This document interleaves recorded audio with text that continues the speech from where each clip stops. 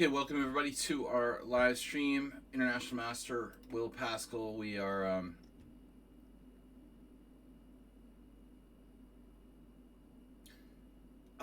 Gable Troll Mops.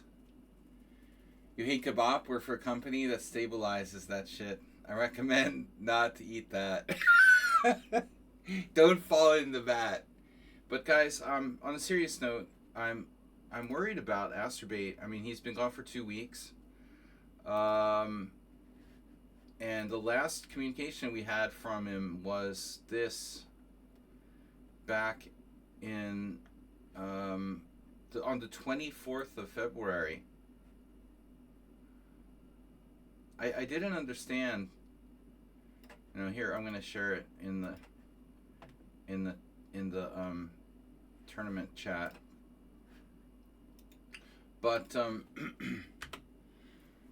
this was Astrobate's last words from two. It was the 24th. Okay, so do the math. The 24th was exactly 2 weeks from yesterday. So he's been missing for 2 weeks. But I don't understand. Like, I have to reset my iPad, and I don't know when I can fix my account. It seems that a new card is coming in 10 days. I don't know anything about like iPads and Apple, and does anybody know about this stuff? Their account, fix your account. So it's like your Apple account. You have like an Apple account.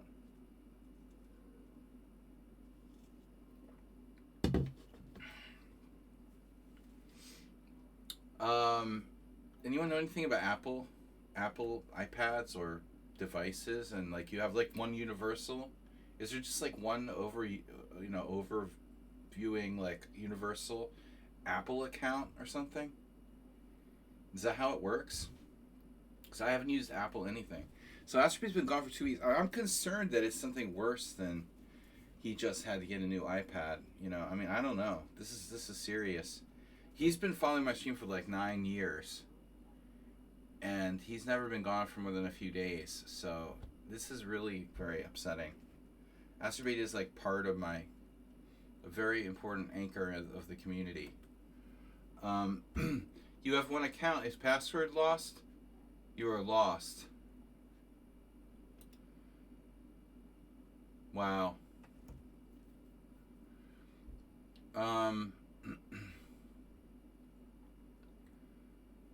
Shit. So you lose your password and there's no way to get it back. And then like what happens? There has to be a solution. You have to like prove your identity. Reprove your identity to Apple or to like Bill Gates, like sacrifice one of your unborn children. Bill Gates. I don't know what I'm talking about. Steve Jobs, whatever. Okay, Apple. It's not Bill Gates, obviously. He's Microsoft, but it's the same principle, like billionaire. Anyway, that's all we have to go on Astrobate. There was another thing he said, which I really didn't understand. Right when he said that, which was this. He also said, and I didn't see the connection. He said, was wondering why Twitch was so shitty. What does that mean? And what does that have to do with it? What did he mean by this? Paste. Was wondering why Twitch was so shitty. I don't know what that means. Like, shitty in terms of quality? Or the atmosphere? Or what? Anyway, nice to see Texas Pete. Zen Chess is back. Chess Mitra. Ruslan Bear. CGN KSK from Turkey, who says kebab is most popular food. Yeah, I don't like kebab. It's spicy. Well, they always ask us here. Budapest is very, very popular, like in Germany, and the Turkish and even the Greeks serve kebab. And oftentimes, the first thing they ask you, do you want spicy? You don't have to have spicy. I mean, right? Don't talk about food because I'm hungry, and I don't know how I just gravitate toward food conversations. Gobble Roll Mops talking about cooking. All right, Move 11 donating a tier 1 sub and then leaving immediately. Not donating, sorry. He actually subscribed for 105 months. That's how long Astrobait's been a follower of the stream. Like almost the same as Move 11. 105 month subscriber, Move 11, which is our all-time record. He's a founder. When I started, you know, streaming, Move 11 was one of the first. Astrobait was one of the first. And welcome, Stapvargan. So we're starting the tournament here in 10 minutes. I'm in a good mood. You know, things have been going pretty okay. By the way, guys, if you donate or subscribe, it affects our stream boss. So stream boss is now Mr. Coffee, for those of you who are interested. Mr. Coffee, I don't know if he's going to be here tonight, but Arsenal fan was replaced as stream boss. Mr. Coffee took him out. Now, it's much more fun to, like, take away Arsenal fans' hit points, but we've got to knock out Mr. Coffee as well. So, all right, so Mr. Coffee with 40 hit points. If you donate or subscribe, by the way, if you donate, try to donate some weird incremental amount to make this, like, weird digits go away. Guys, we're supposedly raising money for a summer tournament fund, but we're not getting a lot of donations. How many days do I have to go? 81. We still have time. I don't know what I'm going to do, though, you know, as far as summer tournament goes. It's still early, but I should make some kind of plan to play in a good tournament this summer. I was thinking about Andorra, but, I mean, that's just like an idea. All right. So, Mr. Coffee is the stream boss. Welcome, everybody. We're playing 10+3 Rapid. It's an arena, so you can berserk. If you berserk, you lose your increment. But still, 5 minutes is not bad if you want to do berserking. We still have the hunt for Astrobait. Astrobait being missing, it's a little like, you know, that grandmom that got abducted. We don't know where he is. I tried everything, you know. I tried to email him. He has a Gmail. That shouldn't be affected. That shouldn't be affected by Apple, obviously. I hope he's alright. Anyway, things are going pretty well. How are you guys? So we've got 6 players thus far. Sparkle Horse, Texas Pete, Zen Chess, Chess Mitra, Ruslan Bear, and CGN. Triple Mops will join us later. Move 11 is, I don't know, Move 11 should sometimes join us, but he's preferring to just subscribe. I'm not going to complain about that. So that's it. 16 minutes ago, we had 105 months in a row for Move 11 subscriber. Guys, please donate and support the stream. You can always throw some bits in there. The link is at the top of the stream if you'd like to join our tournament. To be a member of the Pawnda and Horses Club. Today is Wednesday. Normally we do this on Tuesdays, so I had to juggle the schedule a little bit. Normal day for this tournament is Tuesdays. Normal start time is 7, so 7:15 is a bit later than usual. We have the same length of Rapid Arena, 2.5 hours. That's standard, my standard, 150 minutes. With Rapid, it's not bad. And by the way, earlier I had a message from Uber driver. I thought the best quality was to have a good outfit for YouTube. I didn't get that reference. Oh, I see. So he's doing a super Tarash response. So mistrust is the most necessary characteristic of the chess player. Characteristic quality.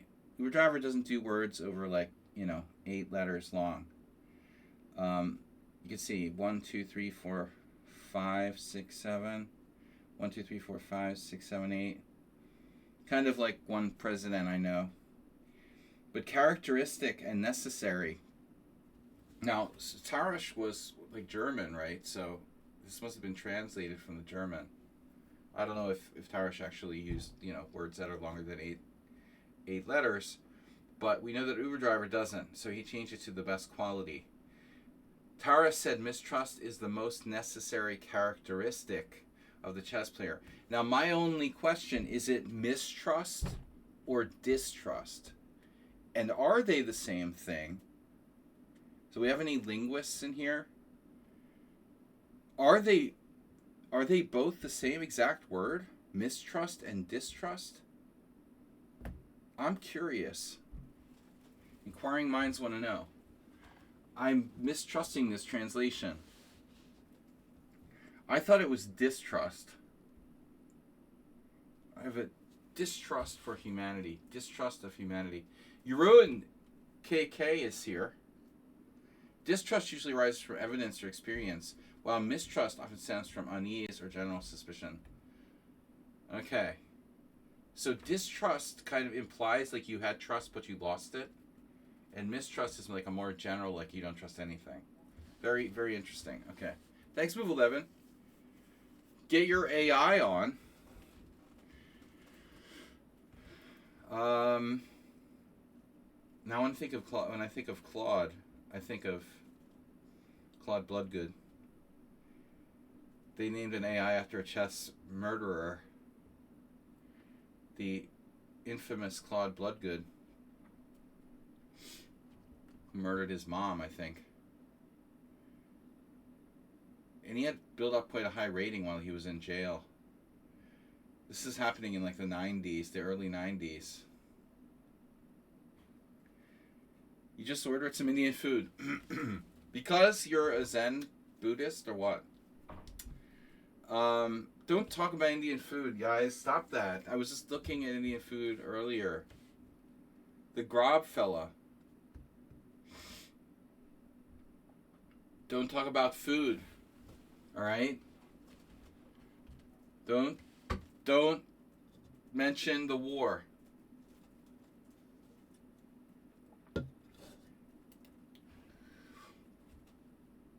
Don't mention the war.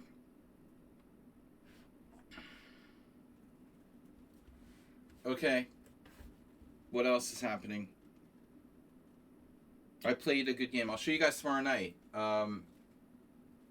I checked my Sunday game out, and we'll analyze that tomorrow, Arsenal fan. On our analysis stream on Thursday, Arsenal is also presenting a game. I'm presenting my game from the Sunday, and a game by Larson against Taimanov. Tune in for tomorrow night's analysis stream at 7 p.m. or 6:30 rather. 6:45. Around 6:30, 6:45. CET. By the way, times have changed in the U.S. by an hour. Our time change doesn't take place till 3 weeks later, and it's always like random. I don't know how that's decided. What I find is interesting about time change is that it's never the same week. You know, isn't that weird? It's never the same week, and it can be 1, 2, or 3 weeks different. Spout. All right, we've got Sparkle Horse. Only 6 players, guys. Where is everybody? Come on. Let's get this thing started. It's an arena. It's fun. Join us. Join us, Jeroen. Join us, Ludlud. Kellart. You won. Opponent suffered his only his second loss since 2022. It was his 3rd game since 2022.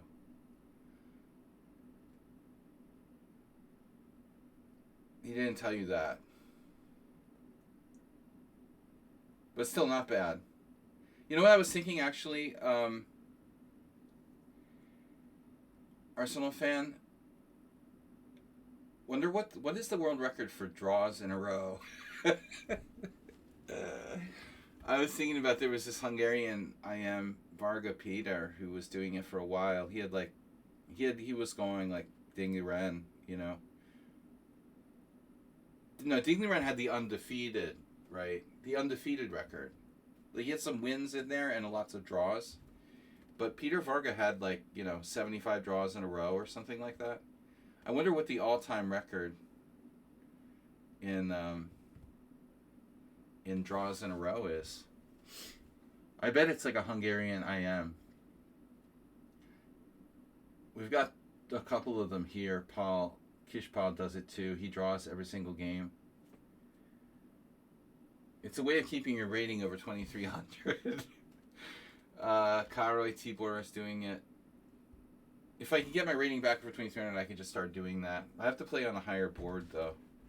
Alright, no, seriously. No respect for draws every game. Okay, we got 50 seconds to go. It's time to start. Tal drew a lot. Well, no, Tal had the normal percentage of draws. You know, I think. You know.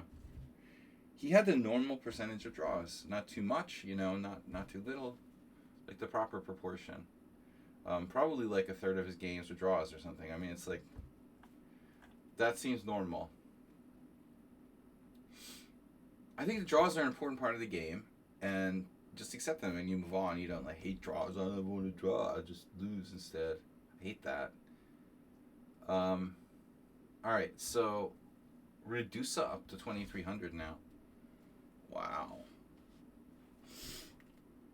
Texas Pete, Zenchess, Sexac Draw, Sun Prism, Lulu, Chess Mitra, Yuru, and Ruslan Bear, and CGN, starting with 11 players, guys. Don't talk about the war, don't talk about food, and that's all I can ask. No London system. What are we going to play? Alright. Jagoran Week. That was last week. We need to just play chess now. He plays the Sicilian all the time. But I mean, D4. What do we got? The Grunfeld. The Grunfeld. He was playing Grunfeld. I've been playing E4, E4, E4, E4, E4, E4 like every single game, the last couple of weeks. But you know, sometimes it's good to just switch it up. You have a fresher perspective.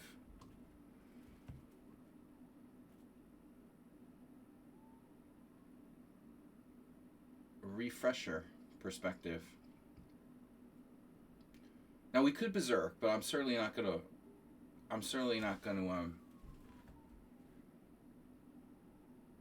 berserk the first game when I'm not even remotely warmed up yet. I always have played the Fianchetto system off and on against King's Indian Grunfeld. I don't know the CD 1965 line too well. If I Gambito de Dama here, can I castle? Well, no, this is the main line. I had this the last time like 6 years ago. I really haven't played this too many. I mean, most people go with the C6 type stuff. I just, you know, I'm like everyone else. Rely on the Fianchetto sometimes just to have a safe king side. It's a safe way to play. You know, you're not trying to blow black out. C6 is really annoying. But I'm not sure it suits our opponent's style. We've played everything here. B3 is like a safe move. Another safe move. Ton of theory. CD4 means CD5. Your other 4, but yeah, my friend Zako Ilinchich used to specialize in that. You take and you play like E4 and put the knight on E2. But you need to know that. I mean, it's very sharp. You can't just like make it up. There's certain openings that are kind of strategically classic and straightforward, and you feel like you can kind of make it up. But that line, yeah, it's sharp.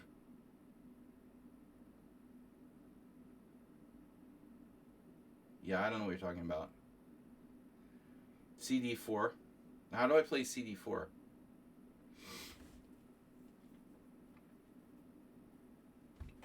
Anyway, rook e8 is a weird move. I don't know what the heck Black's doing. He gave up his center and played rook e8. That's extremely strange. That doesn't make any sense. What is Black doing here? Zero. It makes zero sense what he just did. How is he 2300? You play c6, you strengthen your center, and then you turn around and you play d takes c4 the next move, giving it up. That doesn't make sense. And then rook e8 is fine if you can play e5, but how are you going to play e5 when I have so much on it? You probably can't play e5. He clearly doesn't understand the system, what he's doing. You know, he's like, once I played b3, he was out of book. I mean, I got the feeling that he probably knows like cd5, but now after b3, he just doesn't know what to do.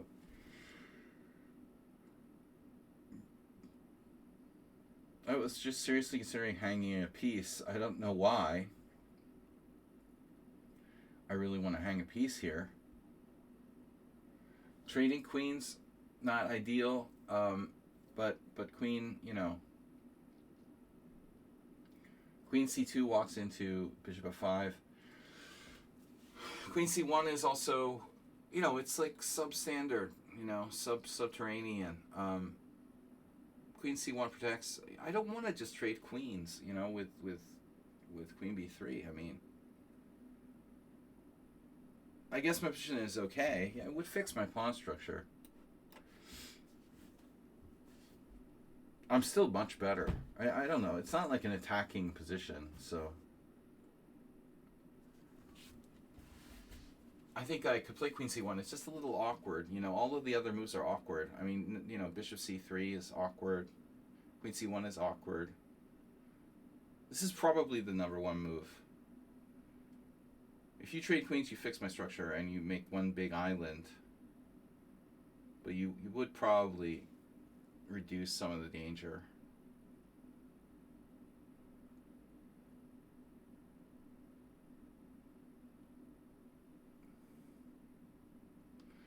Doesn't he have e5, d takes e5, knight g4? Don't you think it's kind of a weird question?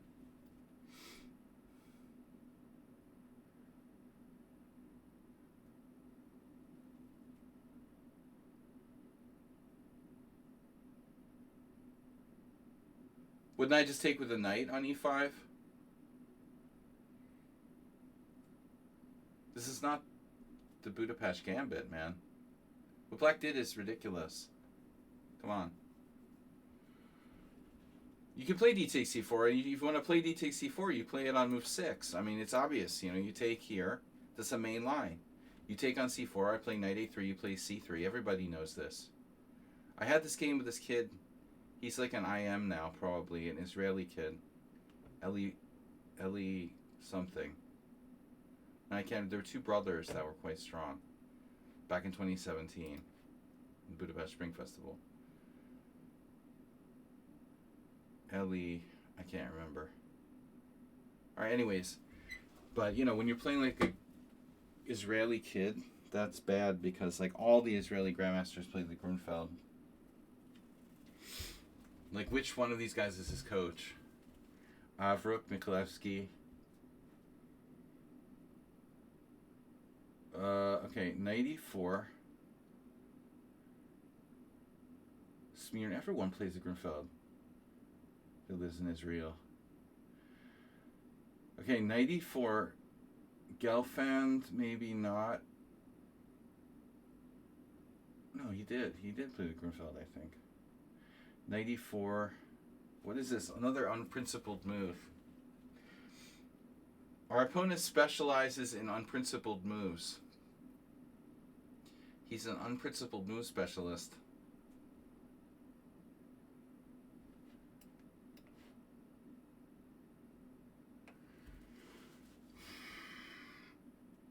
He hates principles. I'm not awake yet. But, I mean, awake, yes, I'm awake, but I mean, like, chessically awake, you know, it's a special kind of mental state you have to reach. It's like a chess state of mind. I don't have the chess state of mind. I'm not awake in a chess sense, because I haven't played. Yesterday I was playing poker, and the only chess I played the last day or two was, like, really, really stupid offhand 3+2. I just want to develop my pieces. You have tactics based on knight c5 now? But the center is so strong. You know, I mean, this is horrible for black. Gelfand played Grunfeld and King's Indian.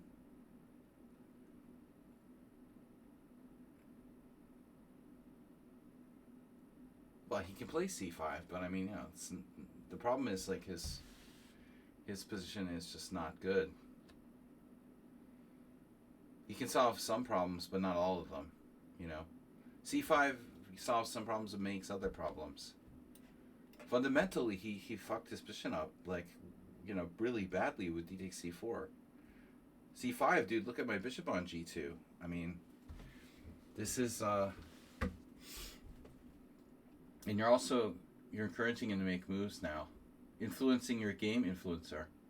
You encouraged him, you influenced him, you made him play c5. I don't know if that's good or bad. Arsenal is an influencer, influencing my opponent's play. It's fine with me. Can he rip the pawn on d4? I can't sack a pawn? Well, I can. Should I? a4, pawn takes pawn. This might be annoying.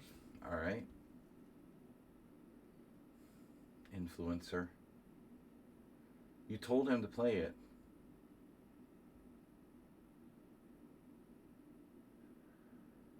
Aren't you playing Arsenal fan? He deserves it because he does that, actually. I mean, he does that too. He does what you did. Redusa likes to wait on my simul so there's one game left and like give suggestions to the opponents. That's his favorite thing to do.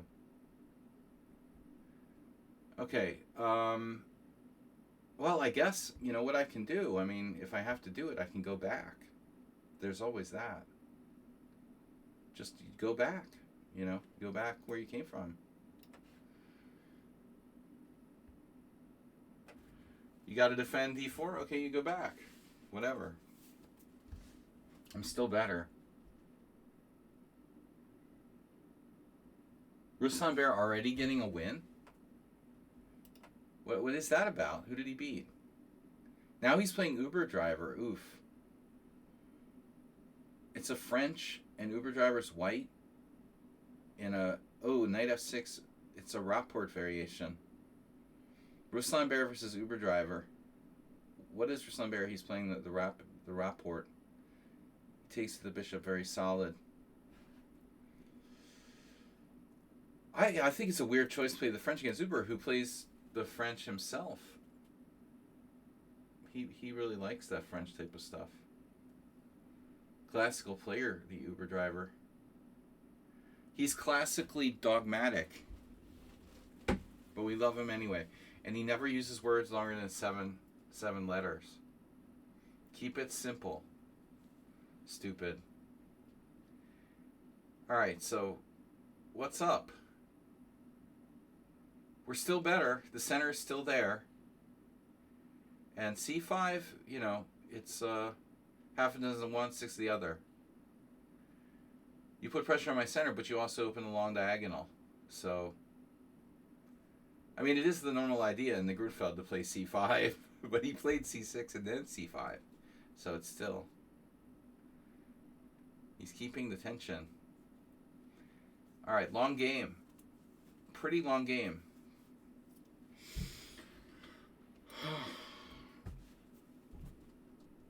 Alright, there you go. Now we're playing chess. What a move. Gotta love it. Knight b8. Gotta love that move. Wow. Unbelievable.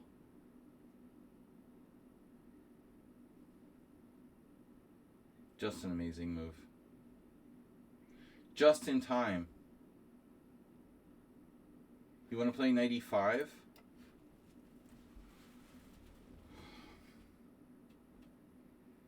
That'll teach him to play knight e5.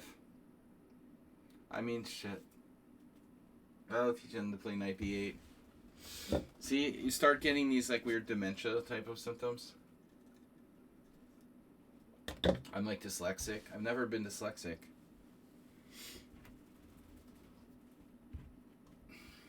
Chess Zebra, always here. Can you do a wellness check on Acerbate for us? Fly into Vegas. We need someone to do Schedule challenge. Schedule change. The analysis stream is still on Thursday. Redusa, how many principles can you break on like one game? Like fundamental principles. He tries to break every kind of fundamental principle. He's giving up his bishop for a knight on e5 now.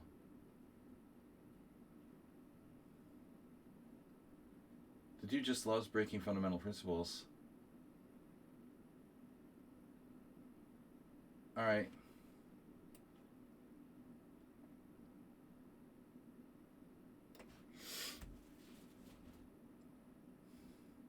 He has given up the center, traded his bishop on e5, played c6, c5, given up the center, played knight b8. He's done all kinds of weird stuff all in one game. It's amazing. He'd leave Vegas and has signed in since. No, we don't know he left Vegas. He just said his iPad, like he lost his iPad. He didn't lose his iPad, but he couldn't get it to work, or his keypad was locked or something.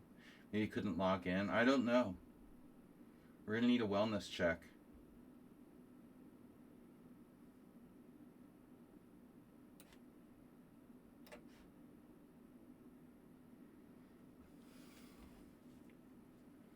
You want me to find asteroid for you? Yeah, Zenchess. You're quite a distance.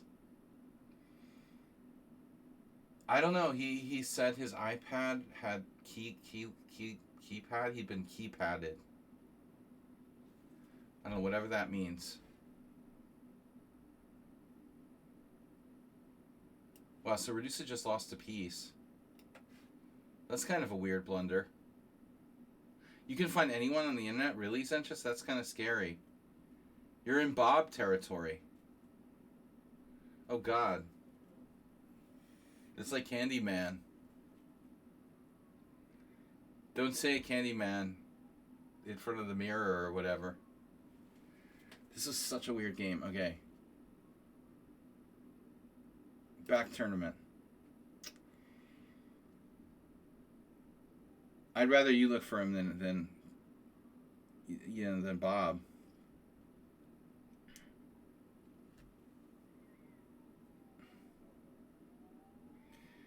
You can't even find Asteroid's Twitch account right now? He had a YouTube channel. He has a YouTube channel with a few videos with his dogs and stuff. I just hope he hasn't been like arrested or like abducted by ICE or something.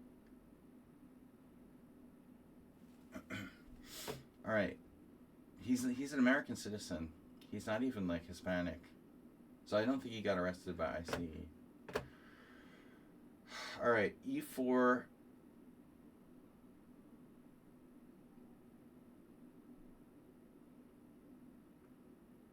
Oh no, not some prism again. Oh God. All right. Where did you come from? How did he get here? How did he get here? Where did he come from? He wasn't even in the tournament.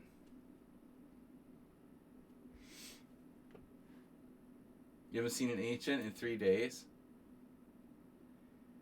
Wow. Oh no.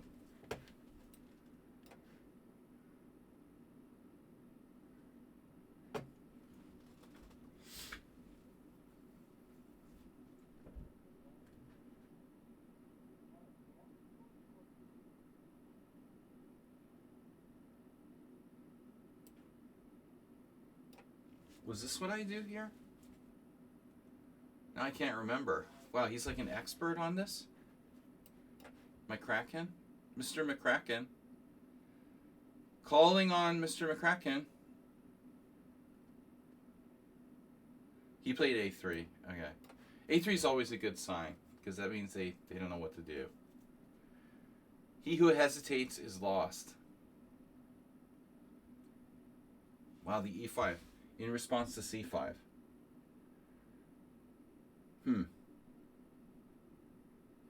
Speaking of the Najdorf, that's what I like about the Kraken. It can kind of turn into a Najdorf. It was part of my, the Najdorf was really part of my inspiration for creating the Kraken. I was trying to like teach myself to play the Nightorf, and at the same time, I was thinking about this Kraken thing, and then I was realizing, hey, you know, you can get a kind of good Nightorf. That's one of the good things that can happen with this Kraken. Mr. McCracken. Paging Mr. McCracken. He cleaned. He knows what he's doing. He knew what he was doing until move 5. It doesn't seem like that way anymore. He knew what he was doing until move 6, actually. But I think, like, I just forget because I have dementia that I've already played people. You know, I did this with, like, Mr. Slow a lot. When I play the same people again and again, I can't remember what I played against who. I've played a million, like, whatever, Danish gambits against Sun Prism. I don't even know what. No, he was doing Rosalimo? No, he's just playing too fast, is what he's doing.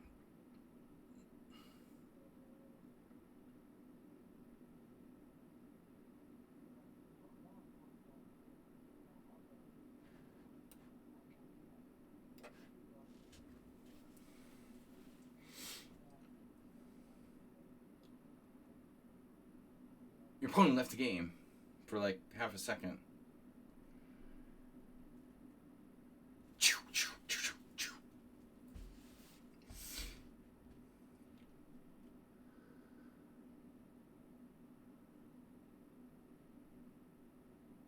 He's so quick, though. He has the quickness.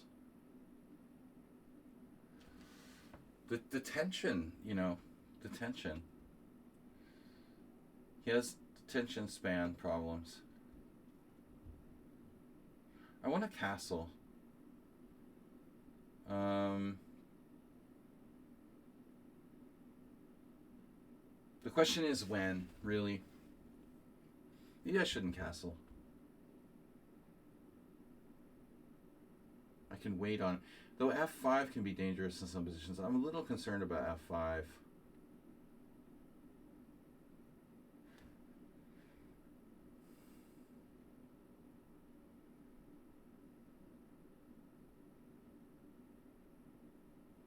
Knight G5, if I cut that out, check, King H1, H6, Knight G5.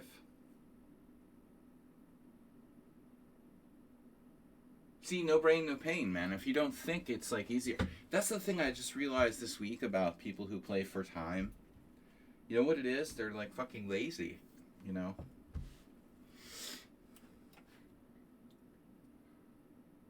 It's really the laziest thing ever, trying to win on time. It really is. It's a product of laziness, because it means that you don't think about the game. You don't want to be bothered to play chess. You just want to like flag people. That's the easiest thing in the world. Oh, you're flagged, you're down. You know, that's not chess. That's why bullet and stuff is popular. People like brainless, you know, non-thinking activities, like watching YouTube videos.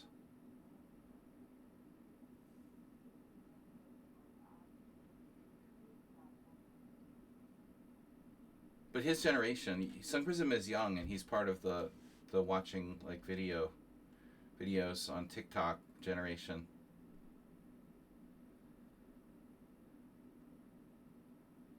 The important thing is that he has more time than me. He got better for a while, but then like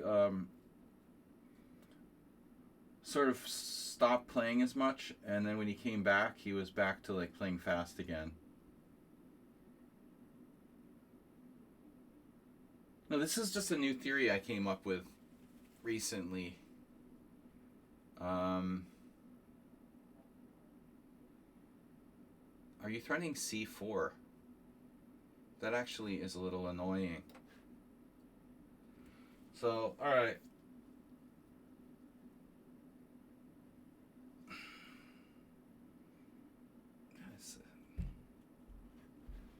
He just makes every decision like instantaneously.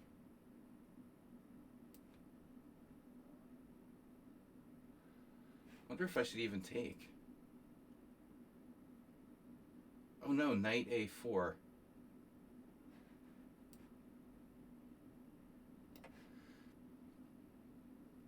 Now I'm going to regret this. You're going to regret this. He's got 8 minutes. Dude, Chessybrook giving away moves. You're doing the acerbate thing. Did you say it after I played it? Bro, you gotta stop doing that. Don't do that. Earlier, Arsenal didn't do it as directly as suggesting a concrete move. You typed it after. You're like, knight a4 looks strong to me. He played it. I don't know, man. Alright.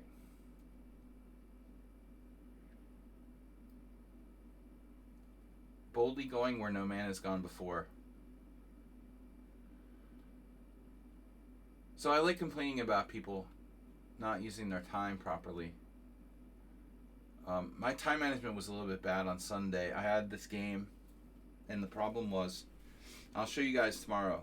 If you're interested in coming to the analysis stream tomorrow, I will present my game from Sunday, Arsenal's game, a game by Larson, and whatever else we get. But the point was, my opponent, well, I had like 3 possible opponents I had to prepare for, so to speak. The problem was, all of them are fairly inactive, and when I go to like ChessBase online, you know, normally I can find some kind of games from people. It's like ChessBase doesn't exist anymore, or what? Like, there were no games after 2024. So I'm like, dude, that was 2 years ago. How can they have no games?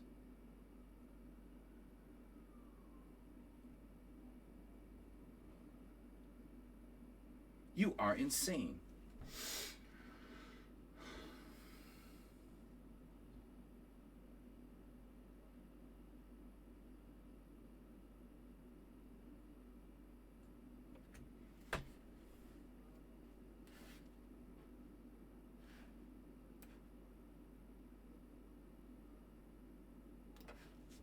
So, anyway, to finish the story,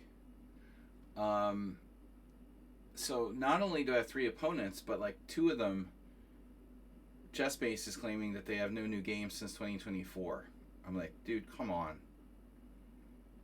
So they probably have some games, but why are the games from like the Hungarian Team Championship not in there? There's like been 2 seasons.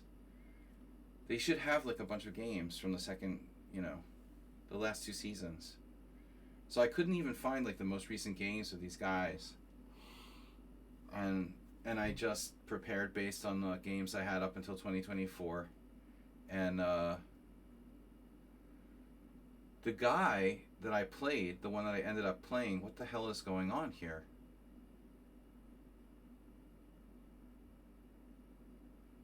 Queen e2.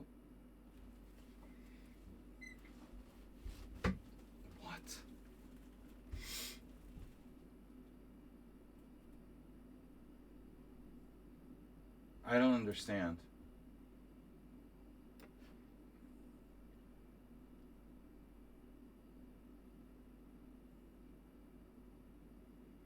So, the guy I played had played like the lamest stuff against the Accelerated Dragon. He played Bishop e2, some kind of Nefidov, like classical Accelerated Dragon, some other like Potzer line where you know, he'd done it like 2 or 3 times. These like non-critical coffee house Potzer variations. And I'm like, perfect, you know, this is like perfect. I'll just play the Accelerated Dragon. He always plays something lame. So I play him, and the guy fucking plays the main line with like Bishop c4. I'm like, where did that come from? How does he play these lame variations against some losers and then go and play like the real variation against me? So I'm sitting there like, fuck, you know, I'm totally unprepared for this, expecting my opponent to play some lame thing, and he plays like the theoretical line, which I should know, but I haven't looked at in like 3 years or something. I end up playing a variation that I haven't looked at in 3 years. And so when I get to the critical position, which I studied with one of my students, again, like 3 years ago, I suddenly had all these doubts. I was like, oh man, I don't know if this works, how does this work? I'm sitting there trying to figure out how it works, like tactically. There's these sharp lines. And basically I spent like 30 of my 90 minutes like in the opening trying to understand how this thing works. I couldn't even figure it out. I was scared. And I thought I started to convince myself that I had fucked up, that I actually done something wrong. I had played the right way, but because I didn't know it like cold, I didn't have it like well memorized. I wasn't sure. I started to have these doubts creeping in. I wasted all this time. I almost bailed out and played something bad. Did the right move just like hoping that, it would work out. And then the guy didn't play the scariest line. And after the game, I said, oh, you should have played this. This looks really good. And then I look at it with the computer, and it turns out like, the way he played is safer, and it wasn't that good. But I couldn't calculate far enough. It was like I was scared. I thought that I had like messed up, and in fact I hadn't. But it doesn't matter if you don't know. So we'll see tomorrow in the analysis stream. I'll share with you guys this game. The guy played okay, in the opening. And then he allowed me this like very strong sacrifice where I got to sack 2 pieces for rook and 2 pawns. It was a good game. One of my best games in a while. But the problem was it left me behind on time, and because I wasted all the time in the opening, this is what I was talking about. Because I had wasted so much time in the opening, I later made some inaccuracies. That's like what Arsenal does to me all the time. Where you play fast, and I don't really agree with it, but, the effect is that sometimes a lot of you guys do this to me where I get, I use too much time, and it costs me later if I'm behind on time. So I ended up making a mistake around move 30 because he had like half an hour, and I had less than 10 minutes. So the argument is like, well, yeah, it's worth it to play fast if Amerigo accepted. So yeah, I get the argument, right? Playing fast is it's a strategy. I mean, and in rapid chess it's very tricky. It's really important to be kind of quick and rapid. But in classical chess, I think there's just way too many people who don't use their time effectively. I mean, even my opponent, bro. He had like a lost position with 30 minutes left. Close to a lost position. He was like minus 1.5 at move 30, and he's like got 30 minutes to my like 9. Well, what is the extra time? Is it really worth it? So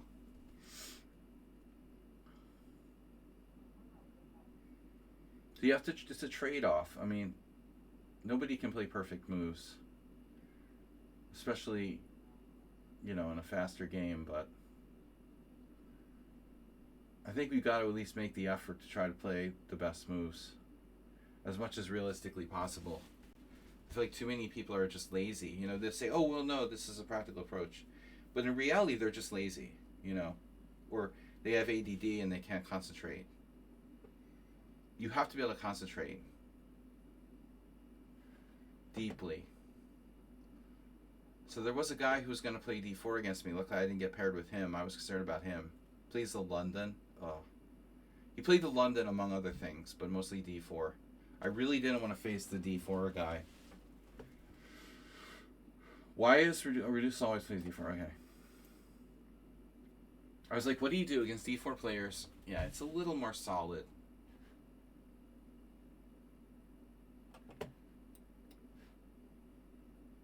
This is basically slightly dubious for black, but it's a Nimzovich. He didn't bite. Bite this. D6. There was this time in Zalakaros where I lost to Kovalenko in the first round, and the dude is like he's fighting in the Ukrainian war now, and I don't know if he's even still alive. I guess he is, but he's a monster, and he's a rapid monster, and he's like 27. He was almost 2,700. But the thing that was amazing was he was playing classical like it was rapid. So I hadn't played in like a long time. Played him first round. He used like 25 minutes for the whole game, and I didn't use my time, and so he like basically flagged me. I started to make mistakes when I got low on time. He flagged me in a classical game. But what happened later was interesting. He tried to do the same thing to Michalewski, and Michalewski also used all his time, but Victor is a pro, and Victor, even though he got really, really low on time, he was able to pull this guy's, he was able to refute this guy's shit. I mean, he beat him in a nice game, getting really low on time. So, it goes both ways. If your opponent is strong enough, they're not going to fall for your flagging strategy, It worked against me, but it didn't work against the GM. And, so you got to decide when and where you can do that kind of stuff.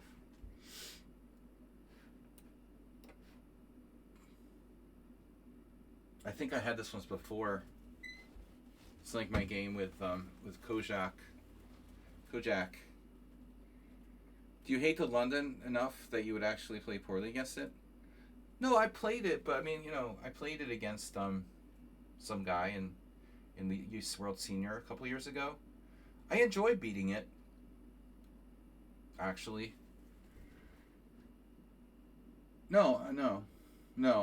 I would welcome the challenge. It's fine.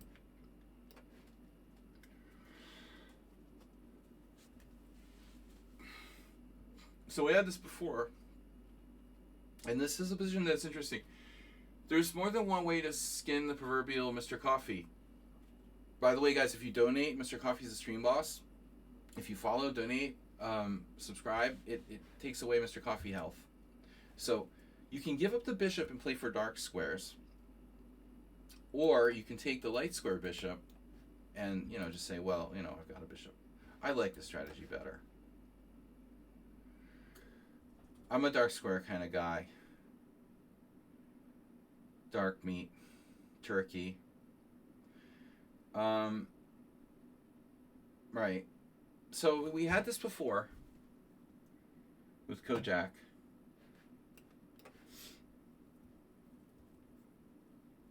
I had some game with Kojak Adam, who's a good player. He's a Hungarian GM. Really favorite son of the Hungarian Chess Federation for quite a while, although I never really understood why. The Hungarian Chess Federation seems to support certain players more than others. There's like a lot of politics involved. There's a couple young players who seem to get more support than others, I've noticed. I guess that's the case everywhere. I had a game with him 2020 or 2021. I can't remember. Rigo died of COVID. He was organizing this tournament, and at the Buddha Castle, right during the middle of COVID, right as COVID was starting, it must have been 2020. So everybody started masking and stuff. And I remember Janos Rigo was like 75 and he had like health problems. And he was just standing there like, didn't even take any precautions. Anyway, that was it. RIP. He was friends with Fischer. He was an interesting guy. I guess when you get a certain age, you figure like, oh well, when it's my time, it's my time.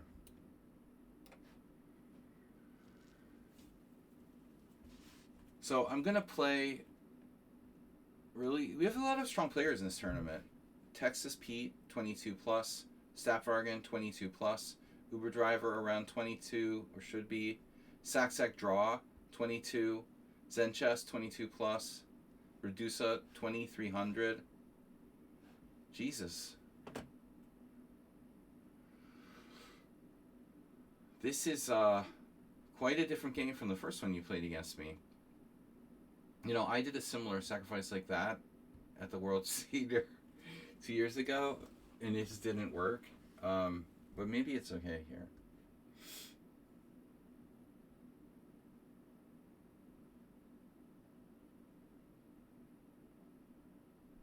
I can take the pawn and try to hang on to it. I mean, either way, my structure is kind of shot, right? If I take on c5, he plays what? Knight a4? Then knight f6. So I figure I might as well take, right? Allowing him to take on d6 is no better. But the computer probably isn't going to like this pawn sack. I think it's a reasonable try. Something I might do. He's trying to create a more open position for the two bishops. Knight e4 is nice, but he can't play knight e4 and take c5 because he, you know. But chess Zebra, try not to give away moves, okay? You're doing it again.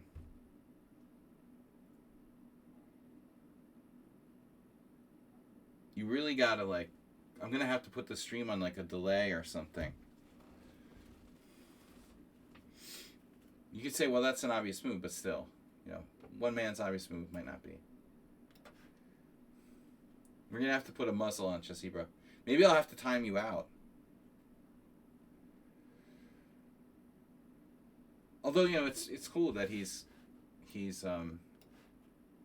contributing, right? A lot of people don't even analyze with us. Wow, bishop g4, that's quite a move. So I have to decide you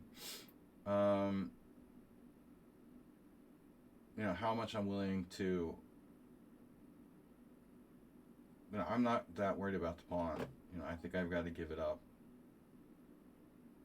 Actually, I have knight f6. Bishop f8 is too much. You know, we're going to get Schumacher, f4. You can have the pawn back. I already said knight a4 myself. Have you thought about being like a hypnotist or something? I believe everything you say. Two Bs or not two Bs? Well, he just cashed in his two Bs. Reduce's playing a very positional game. Very principled and positional game after that first game. That was very odd. But black is fine here. You know, okay, I have a worse structure, but my knight on d4 is great, so it's equal.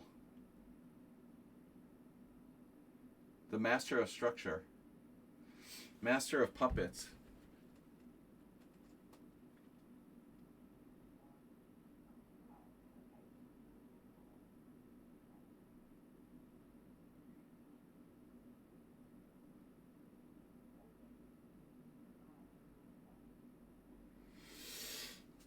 First of all right, no good can come of my king being on g8. If I have to play f5, I don't want to be worried about some kind of check. Now he can try anti-positional f4. f4 takes, bishop takes d4. Not a huge fan of that move. Timed out guy resubs. I don't see any resubs. Give you a timeout. Well, timeouts don't last that long. You can withstand. I mean, no respectable member of the stream. Actually, Move 11 has like never been timed out. He's like the most polite founder of all. One of the only people on the stream. I mean, at least Mr. Coffee, I think I've timed him out accidentally. Oh, you were? Okay. You were too? Alright, I know I've definitely timed out Mr. Coffee by mistake. I think I unmodded him too. Alright, so great game by Redusa. But why do I keep playing the highest rated player? That's really annoying.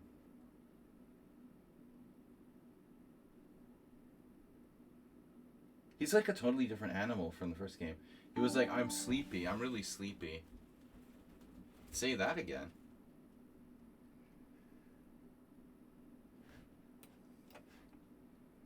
You certainly were. He's not sleepy anymore. You've also been banned once by mistake. No, that's what I meant. Jess Ebers subscribed with Prime. All right, I won't time you out today. There's Mr. Coffee's health. Watch it go down. Mr. Coffee, Mr. Hoffy. 4290. How do you feel? You just took a major hit there. 250 hit points. Texas Pete with 4. The mysterious Texas Pete. Seems like a very solid hombre. And also has a decent bullet rating. He's 2,700 in correspondence rating over 40 games. Okay, I have a very serious question. How do you get to 2,700 in correspondence, Texas Pete, in 14 games?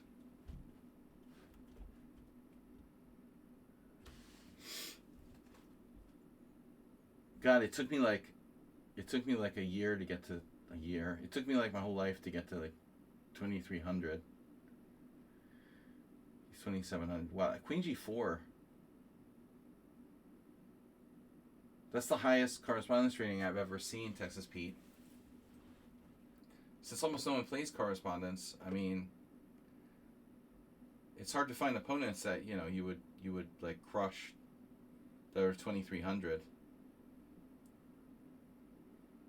That's insane.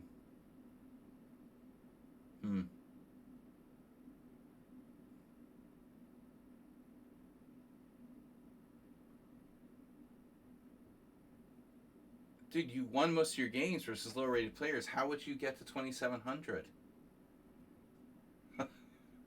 Are you serious? Like, to get to 2,700, you have to beat like 2,400s. I mean, that's crazy. You only have like 14 games. Why would like 2,400s play you if you're like provisional or unrated or whatever? That's really weird. I literally had to start at 1,500 and work my way up. I don't do them anymore, but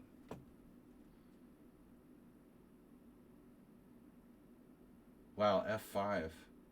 Yeah, I don't know. This queen move is weird. Maybe I just play H5.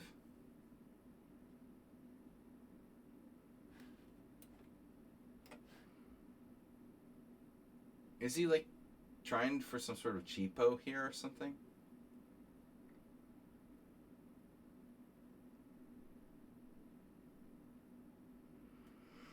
I don't know what to do. I think I'm just gonna play like Rook B8. He's just hanging the exchange.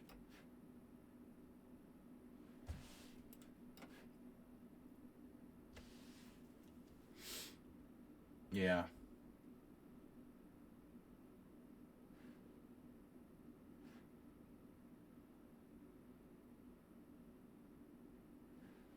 Alright, this is no time to fall asleep. Let's trade queens.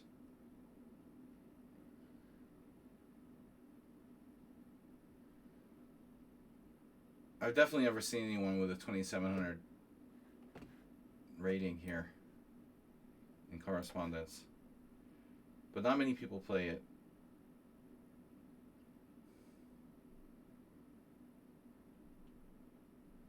I hate when people challenge me to like correspondence like one day matches. Like, if you can't access the site for one day, you like resign. I mean, that's stupid. It's got to be at least 3 days if you're going to do correspondence. But it's very tedious. It's a rare animal that plays correspondence and bullet. Bullet correspondence. That would be funny. Okay. That's it. This is a tedious grind. Up the exchange, but he won't give up. And he never resigns. Although in an arena, I don't think it's a good strategy. So I'm losing this pawn anyways.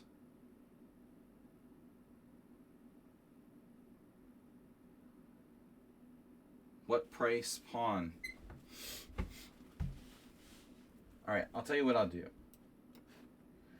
I'll give you a pawn.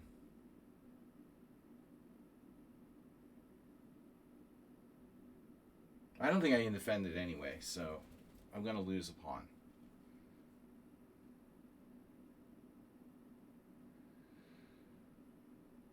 Yeah, well, I haven't played any correspondence games in like a couple of years, so maybe the situation has changed.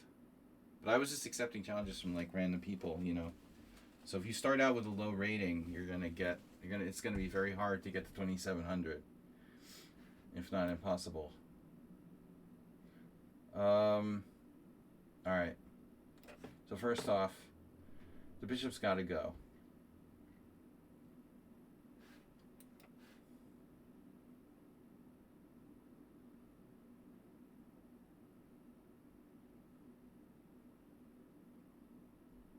A6, A4.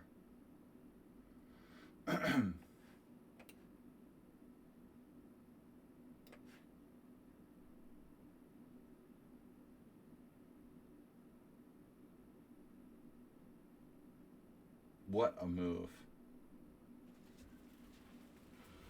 Okay, we got to do this.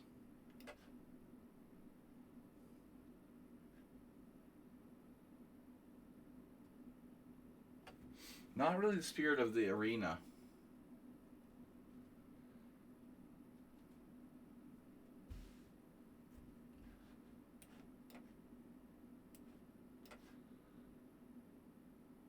He resigned. Alright, now that's it. Good. Can I play someone other than like the highest rated player in the tournament, maybe? For one game? I'm gonna just like wait. Pause for a minute.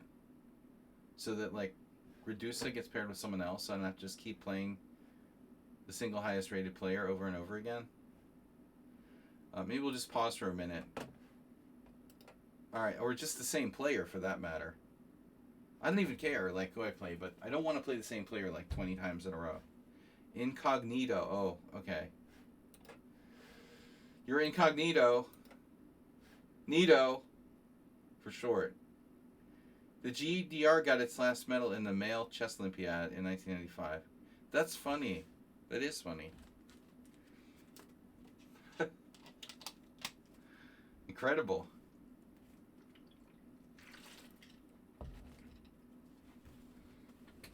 GDR.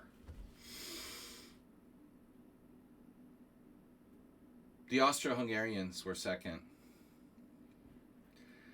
All right. We're gonna rejoin the arenas. The arena. So look out for Uber Driver. He's very dangerous. Hopefully I get paired with him. Texas P does a perfect score. Chess Mitra, 4 points. Ruslan Bear, 1 out of 3. Guys, who doesn't masturbate?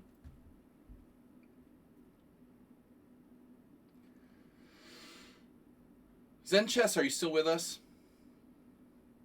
How hard is it to like reset your Apple account if you like lose access to your Apple account? I bet Zen Chess isn't an Apple guy. He knows everything about the internet though. Is he gone? Oh no, he lost. Oh no, Zen Chess lost to Texas Pete. Oh, that might be bad. Black timed out. What happened? He like got disconnected. Maybe he lost his internet. I'm asking him questions about the internet and he lost his game on time.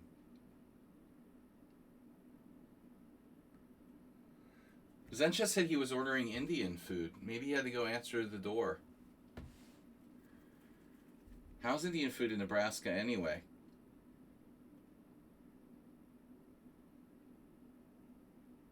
Since it takes 30 years to complete the tournament, they're actually still going for a repeat. No, really, I mean, I guess those correspondence things did take a matter of years. traditional correspondence tournaments like the Golden Knights and whatnot. I never actually played a rated correspondence tournament,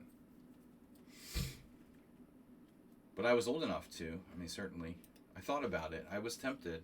I was on multiple occasions like close to like registering and playing, but I just didn't quite have the incentive. Ultimately, I was too lazy. Zen Chess is no longer in the building. The Apple lockout thing can be kind of permanent. Oh fuck. I mean, I'm just saying, like, what would happen then? You know, you have to create a new account. You have to go to Apple, show them your like passport, and be like, "Look, I'm locked out of my account. I need to make a new account." I assume. Poor Asteroid he said his iPad.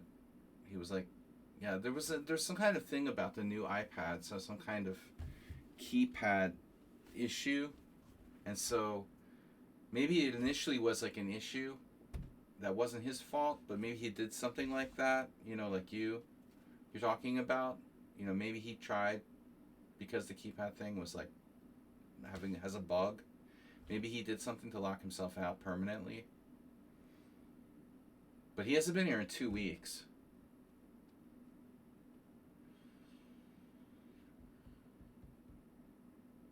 I would guess, like, even if you locked out of your account forever, they could make you a new one if you just... It's probably a huge pain. So I think that's where he is now. Or he was arrested. We're hoping it's not the latter.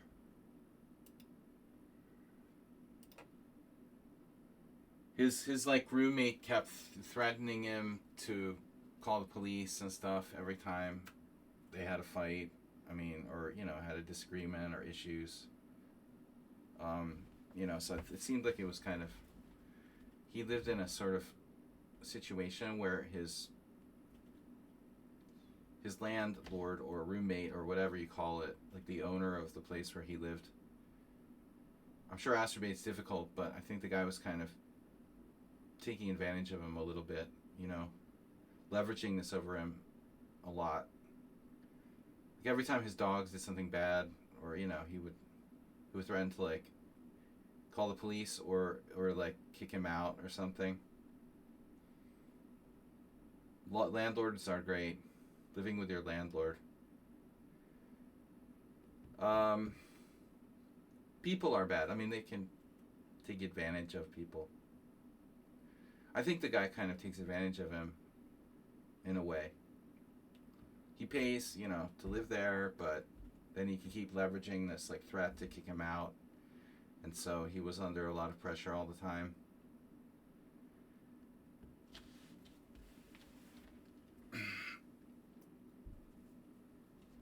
If you don't do what I want you to do, you know,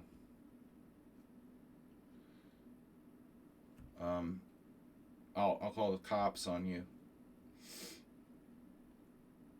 All right.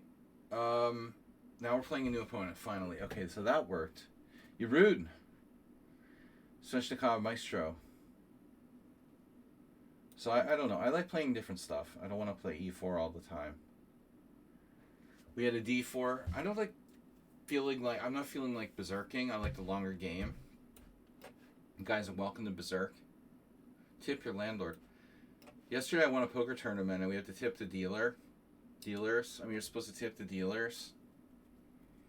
We did like a 3-way chop of this poker tournament, and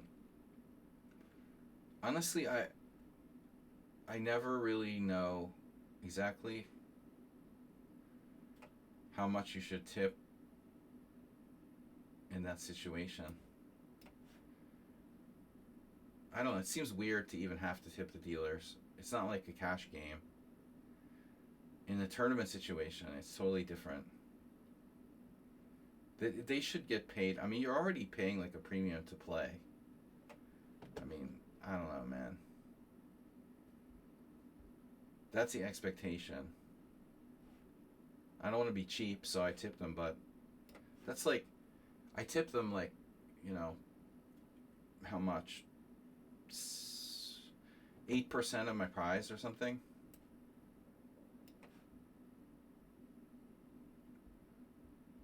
You don't tip, but trust me, Mr. Coffee. Like when you win the World Series of Poker, or I mean, like when I like won an EPT prize. I don't know if they still do it, but at like one point they would like, you know, when I cashed in the main event, they like practically like strong arm you to the like to the cash cage and they guilt you into tipping them, you know. I mean, you're basically like strong armed into tipping them. I know they didn't do that the last times when I played in Prague, but they did it in Copenhagen when I played. Maybe they just do it with the main event. I don't know. Like one dealer would go with everyone, and you're like guilted into tipping them. It's really weird.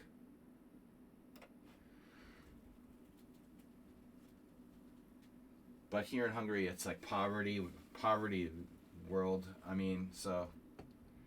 But I'm like after paying the dealers, paying my like bill for drinks and food, you know, that's like 10% of my prize was gone.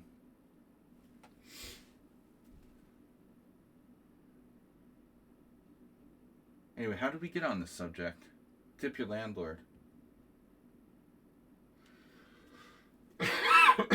I had a game like this back in the 90s against a guy in Boston. It was actually the Harvard Open, I believe, around 1990, 94. Probably the exact same position or extremely close to this position against Dan Woods. He was a really nice guy. He was like 2100. 5% maybe. Let's see, yesterday I tipped like 7.5% or something. 6.7%. So, well, you can always do this in these kind of Queen's Gambits, but now I'm like committed to castling Queenside or not castling. Probably not castling Kingside very much here. Anyway, I had a game with Dan Woods.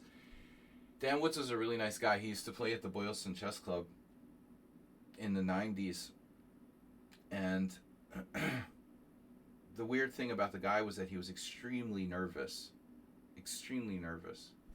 He was like, and when you talk to him, he was extremely nervous. Like he had been traumatized or something. He was super nice. Super nervous. And he was always in time pressure, of course. He's like worried about everything. Good player. I mean, actually, Uber driver would remember Danny Woods. He died. Wasn't that old. He was probably a little older than Uber driver and definitely older than me. And tipping culture. Couture. So if I castle, keep couture. I wonder if there's any benefit in exchanging on d5. I think objectively this is probably a mistake. I should just trade bishops and play g4. Maybe there's nothing that black can do. He's just got a bad game. He's too passive. You know, Jeroen is like, he's a little bit like Chigorin, right? He has a very good defense to e4, but no good defense against d4. The sign of someone who's studied like classical players. Jeroen, you would have done well in the late 1800s. Chigorin also had to like make shit up against d4. He was very good against e4. Jeroen's Sveshnikov is good. The Sveshnikov is good. I mean, it's just good. Period. You don't need any other opening. But this Queen's Gambit is too passive. Another thing, you play the Stonewall. It's not terrible, true. But I guess you get bored of just doing that. Yeah, the Stonewall's not too bad. It's actually not too bad. You basically turned it into a Stonewall after everything's said and done. We've been doing good this week. I won a poker tournament. We chopped 3 ways.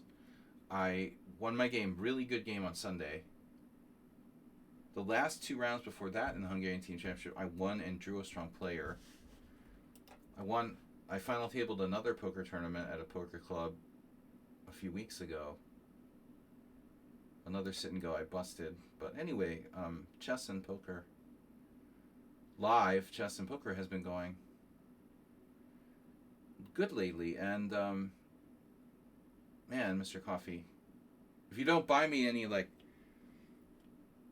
USCF membership, I'm hoping to get my FIDE rating back over 2300. We've got 3 matches left in the Hungarian Team Championship, and I'm hovering around 2295, and I still think that I'm underrated. I need to kill like 2 or 3 more people, to get back to a respectable FIDE rating. But I have to. I mean, these guys are weak. I'm playing like board 6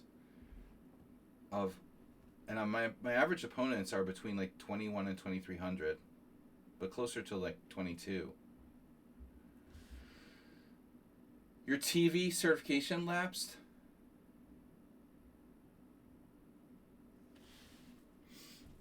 Oh no. What does that mean? You can't like illegally like register people anymore? Is that how you did it? You illegally like gave me... Why didn't you give me a lifetime membership? Dude, I would have never forgiven you for that. My best friend in high school got a lifetime USCF membership when we were in high school, and can you rescind your lifetime USCF membership? Like your citizenship? I'd like to rescind my membership, please. I'd have to do that to make them stop taking my points away. I was also thinking another thing. I might, at some point want to like...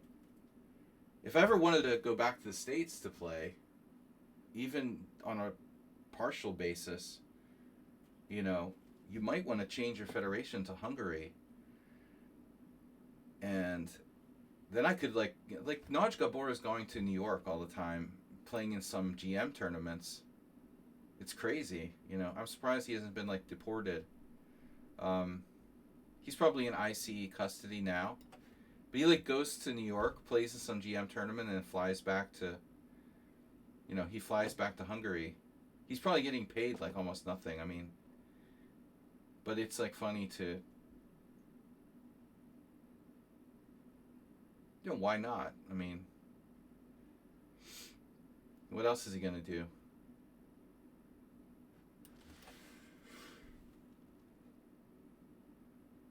You got a foreign title.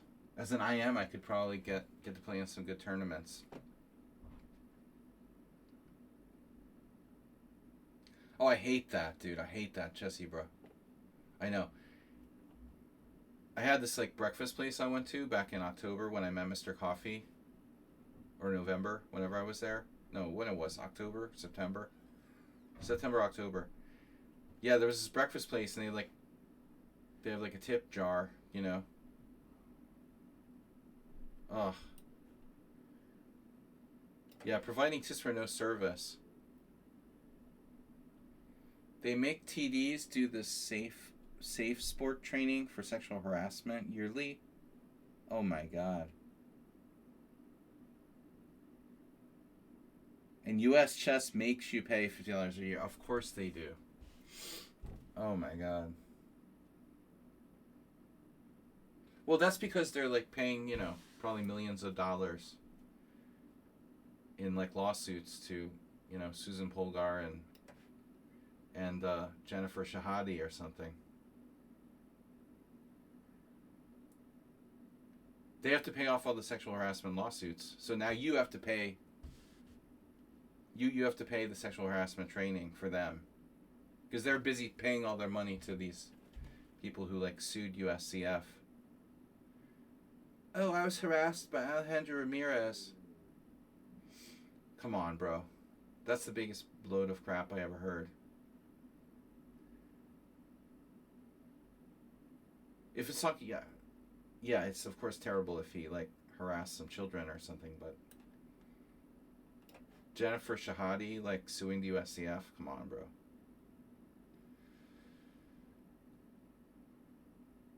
That's just a scam. Right up to Susan Polgar. Let's sue the USCF. It's so disgusting. Whatever. I mean, it's an incumbent organization, but they provide service for the country for chess. I mean, nobody should be like suing them. I mean, it's just gross.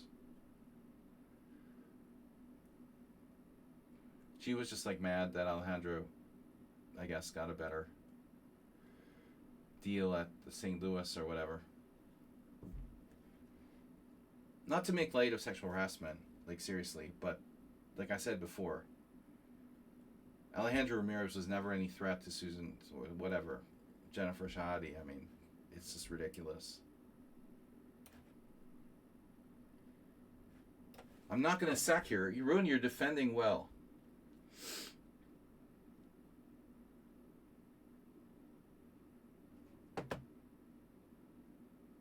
I could see suing the St. Louis Chess Club, though. She probably did that, too. But I'm glad if someone sues them.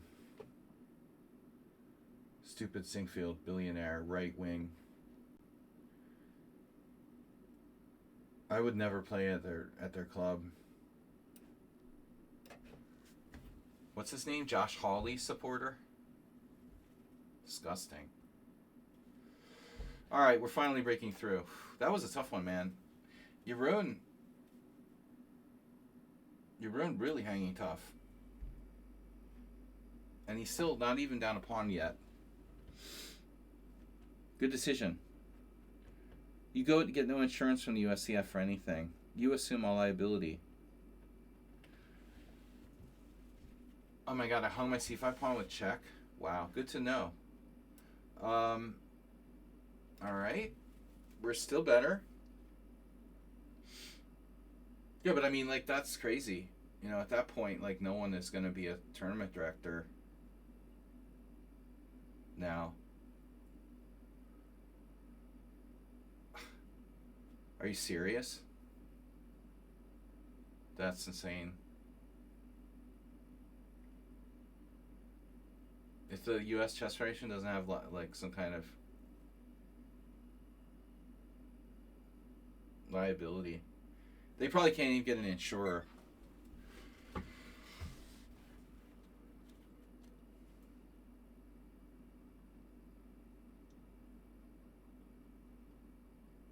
I mean, it's crazy, like, that kind of... It doesn't exist in other countries, you know? Is this happening in Germany? Is this happening in Hungary? Is this happening in Spain? You can't have a chess director because, like, they might get sued by someone for sexual harassment. That's crazy, you know? It doesn't make any sense.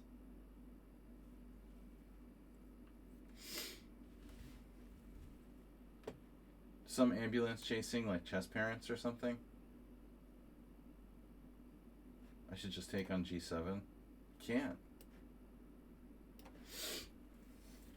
Jeroen is a tough defender.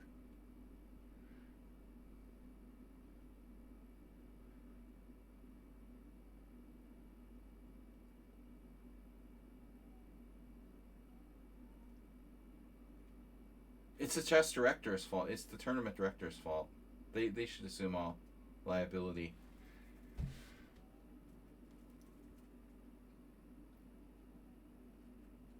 You won't have any chess tournaments anymore if you don't have chess tournament directors. Maybe they can have AI directors now. Has AI been sued for sexual harassment yet? Probably.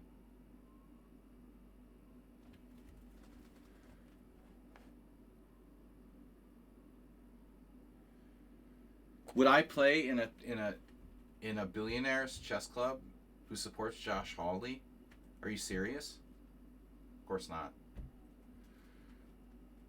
You're not going to be like one of these people who's like, you can't, confuse politics with chess. Chess, I've tried to explain this to other people. Chess is way more close to politics because it's art. We're talking about art, not just a sport, but chess is art. So absolutely, I would never support someone like Sinkfield.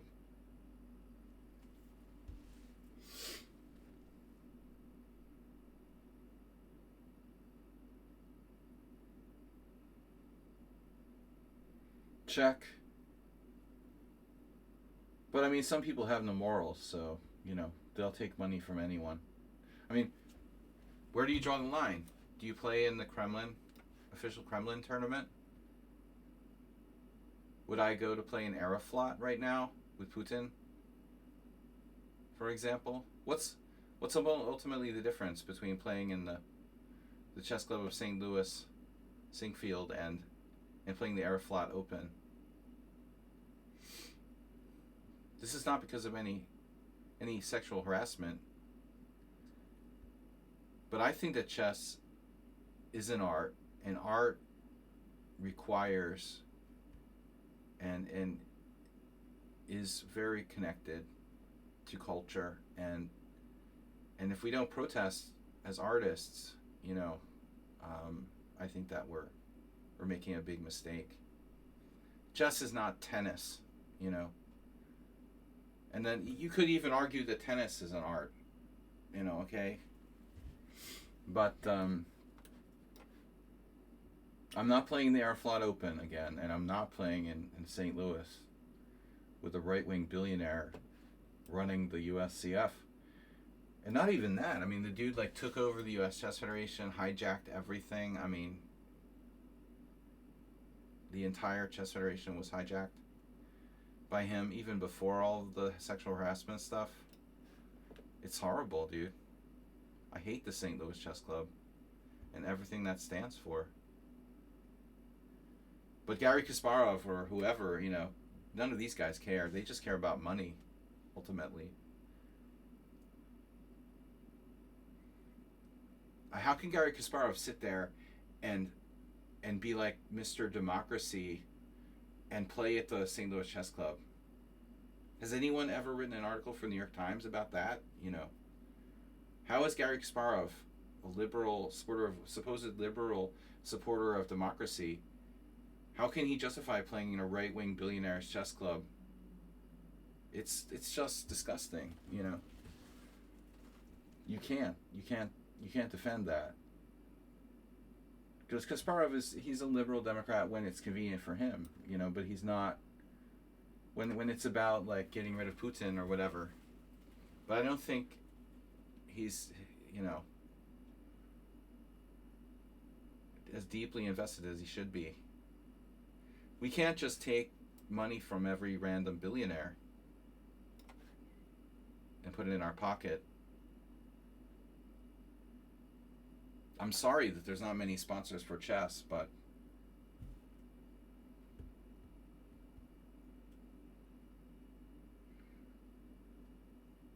who would do such a thing, Chess Zebra? Now you got the spirit.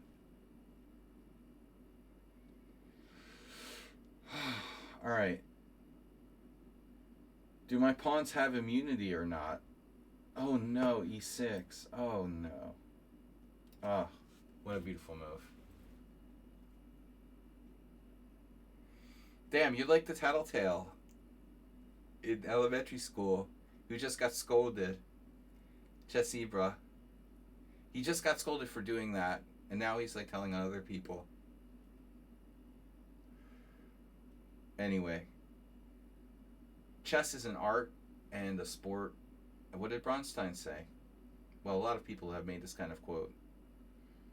But artists are expected to protest for political reasons.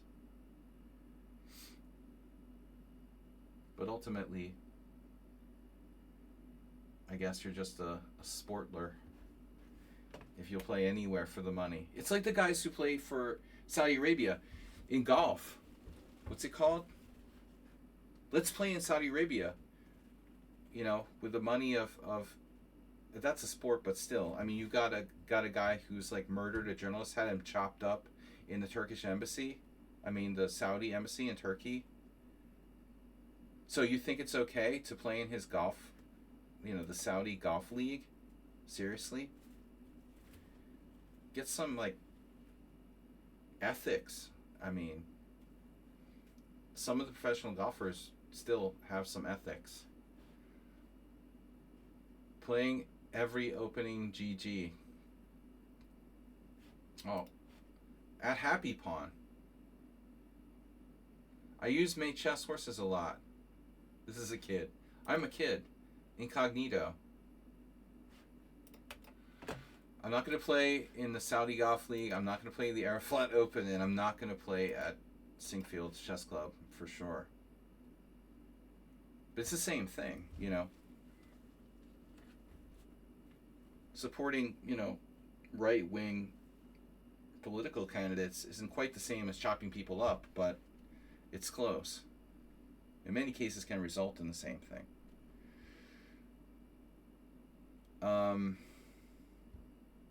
Alright, so anyway, that's our political lesson for today.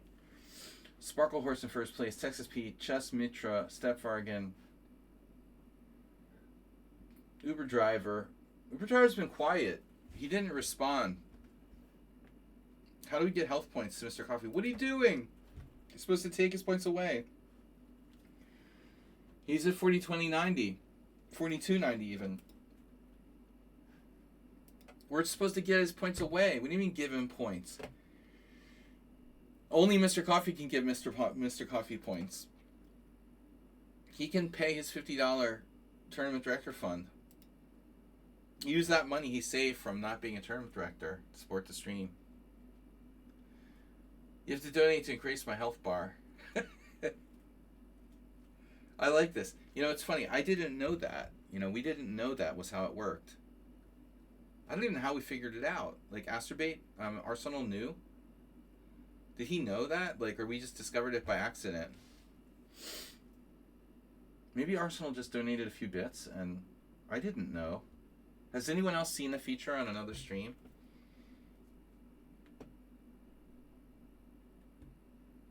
Chess Mitra.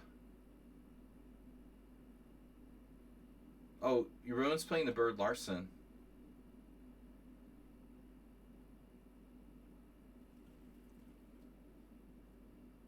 Withers away. We have no TD. He's official tournament director. I think he was trying to off himself from Stream Boss. He tried to de-Stream Boss himself. Yeah, he probably got mad at me for talking about, like, criticizing anti-vaccine people. Alright, Reduce 8 again? Come on, bro. We're just gonna play you every single game? This is getting old. This is my third game against Reduce 8.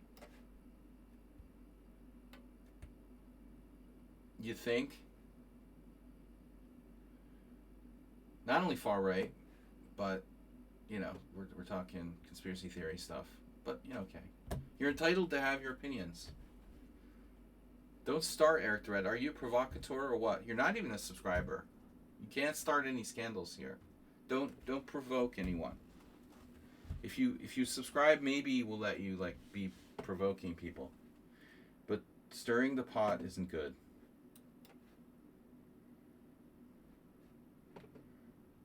Is Arsenal fan not playing? No, he was here earlier.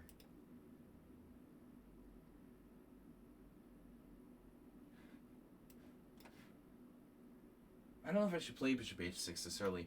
That's unbelievable. E3 was played by White. E3. Because he doesn't want to trade bishops.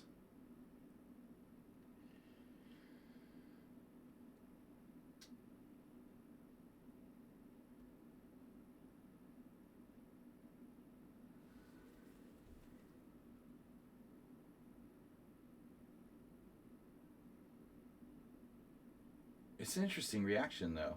He like... has a certain... I mean, it's so weird to play e3. But I guess there's a certain logic to it. You can try to say, well, I'll play bishop b2 and my bishop will be good. I can always just go back to g7 anyway, so... h4. Yeah, this is weird, dude. Redusa has these weird, like... Actually, this is probably justified here. But I should mention that he plays h4 almost every game where he's white in the queen pawn, which is pretty bizarre, you know? It's not a move like you play every game. I admittedly played h4 in an earlier game today with white in d4, but there are certain fetishes that people have. Chess fetishes, I'm talking about.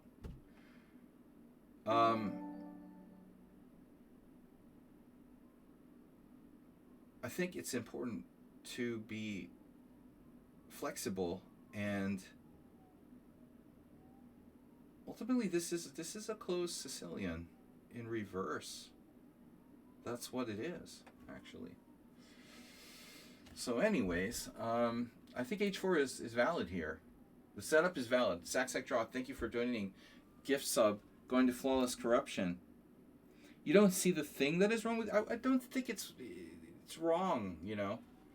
It was just surprising how he auto-played that, you know what I mean? Without even thinking about it. It was an auto-play.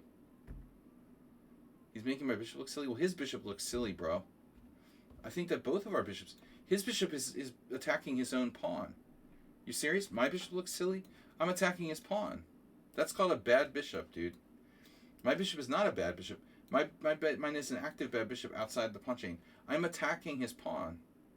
So I think yeah, it's silly, but not as silly as his is. Excellent point.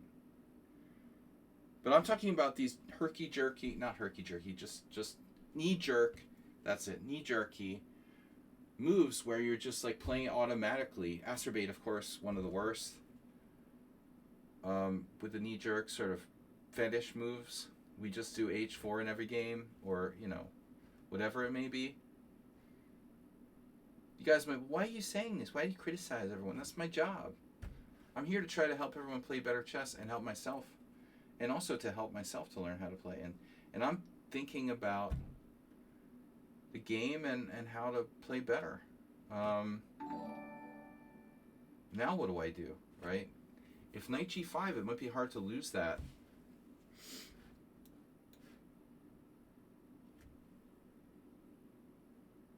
So I was thinking, we got a weird element to this position here.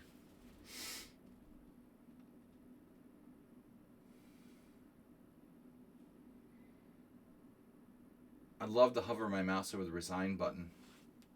It always goes there. Sex Draw, thanks to the gift sub. You gifted 2 gift subs. Wow, second one. The last G-Man. Dude, you're going to crush Mr. Coffee's health. Mr. Coffee's health. Bro. He's addicted. Sex Draw just subscribed as well. Mr. Coffee, are you okay? You just lost like 750 health. Those 3 subs. Thank you, Sex Draw. Man, Mr. Coffee, are you alright? You might need a refill. Sex Draw subscribed for 24 months. Earlier, Move 11 subscribed for 105 months. 105. Your perspective is 1700, guy. I'd look at it too superficially. Well, Chessy, I remember you being stronger than that. I thought your rating was higher than that. But maybe 1700 over the board. You played pretty tough against me. You're usually a watcher, though. Mr. Coffee, are you okay? Are you feeling all right? He was threatening knight g5. Once he gets in there, it's like a Roach Motel. If he gets knight g5, knight e6, I'm in trouble. So knight h3 is a good move. He's playing the black side of an e6 closed Sicilian here. But there's also this dynamic of this weird sort of...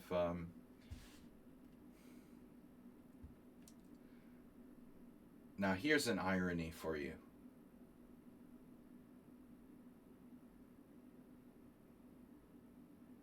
After the e3, the flippant e3, he's now playing e4. Can you believe that? Oh my god. So what's the difference now? Your rook can take? No, your rook was already available there. Now you're suddenly deciding to play e4. Wait, the h4 pawn is hanging. Oh no. You know, I saw it before and then I forgot about it. So I have queen takes h4. But I should exchange on c1 first. Probably. That brings his rook in the game, but... Or queen. I have to do this. Either take on c1 or take on h4 right away. Well, I don't want to end up with like my knight on h6. So I guess, well, you know, this isn't so big a deal.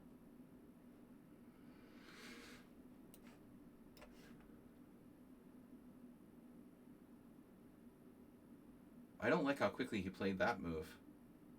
The hell is that?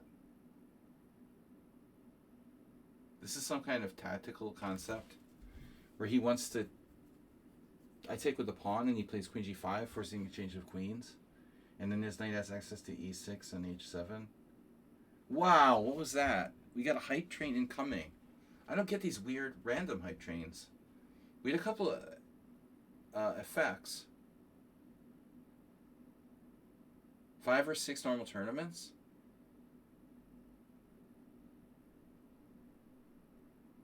Pawn takes g4, queen g5.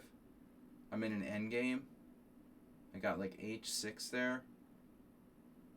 But if I take with a queen, I can keep the better pawn structure.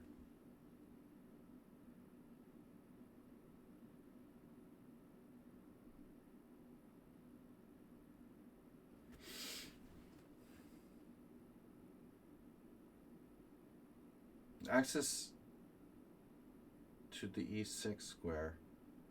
I play h6.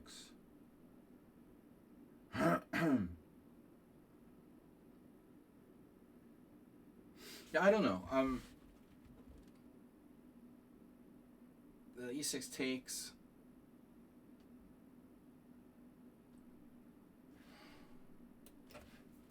I don't mind the endgame.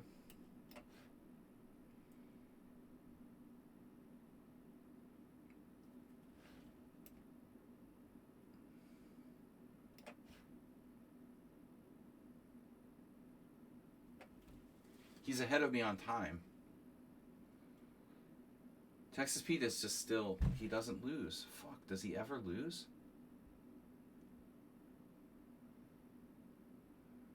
He's berserking?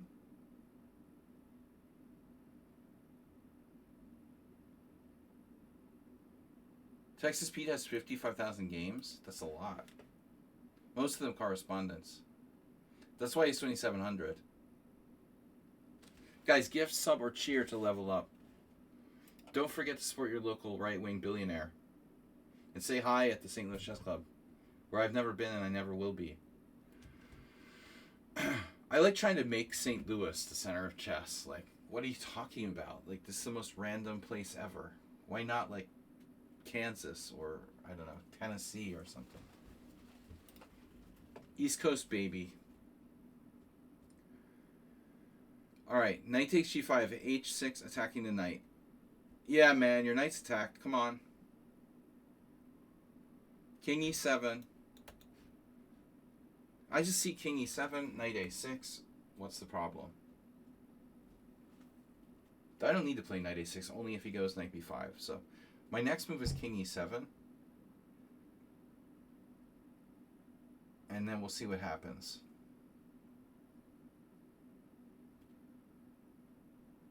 Oh, wow. You were banned from chat at St. Louis? Well, they were banned from Lead Chess for a long time because of the scandal. For saying what?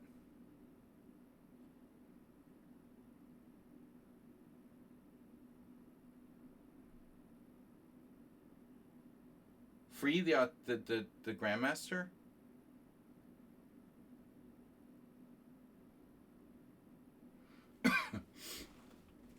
Well, I think, you know,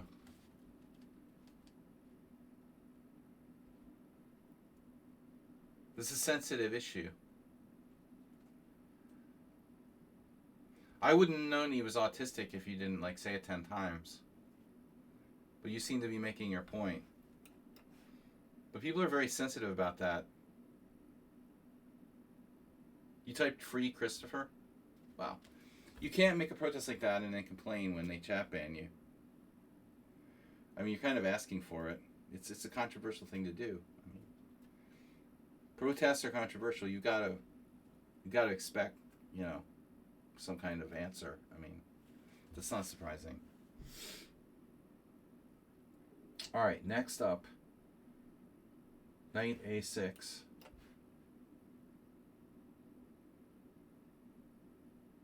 And now the move you've all been waiting for. Now wait a second. I could play King F6. You know, I should have thought of that before. I hadn't really realized that was a possibility. King F6. King F6. Well, you'll just go... I have to play H5. It would have been an idea before. I'm not looking for controversy. I just don't want anything to do with them.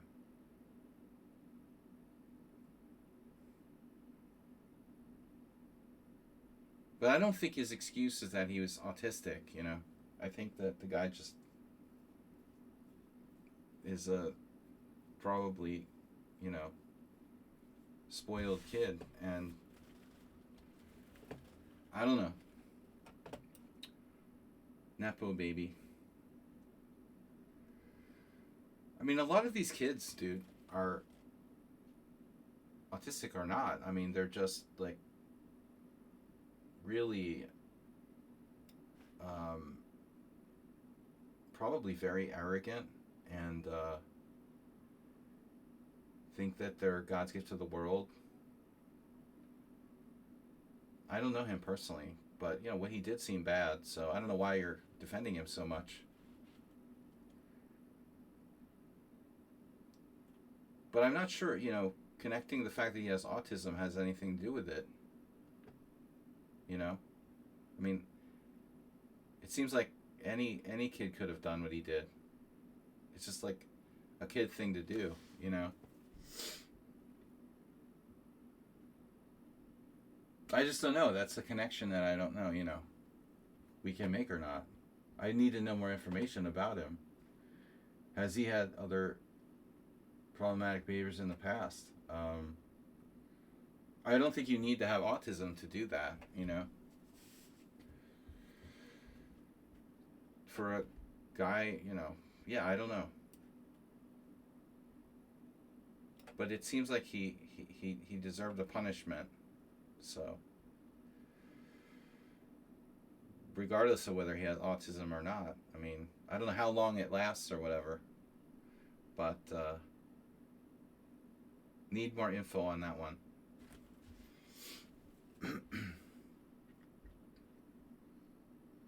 But you're the first person I've heard refer to him as the autistic kid, though I don't really follow the thing. But this guy's not going to be 2700 USCF if he's like severely disabled, obviously. I mean, I think that there are a lot of autistic chess players and you don't go around hitting people and, like, you know, clearly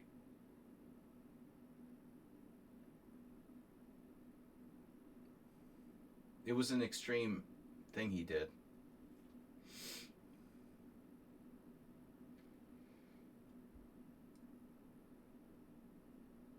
This is a kind of philosophical argument at some point. I think you should drink more whole milk and have RFK on the case. Alright, looks like Reduso's losing it. He couldn't find a plan. Chess causes autism. 100% scientific proof. You heard it first here.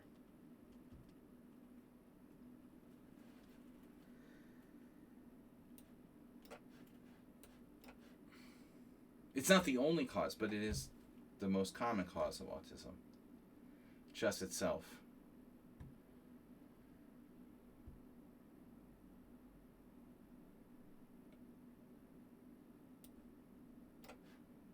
All right. Just make sure to take it easy on the raw milk. Here we go. King G5? Oh, I fucked up. I got distracted. That's not fair. I got distracted by my own comments. Tylenol.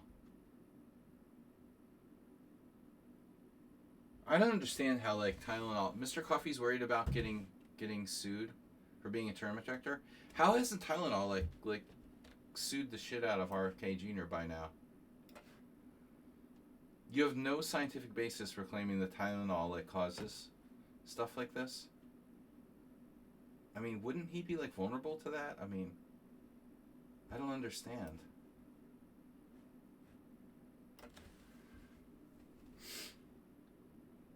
Don't tell me that RFK Jr. is, like, he's immune from prosecution or something. He's not like Trump. All right. We don't need any of that, Eric the Red. You're getting banned pretty soon. At some point, it's just like you're trying to provoke me.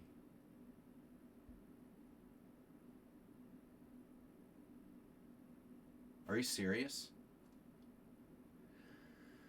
You have 5 seconds to explain what you're trying to say there.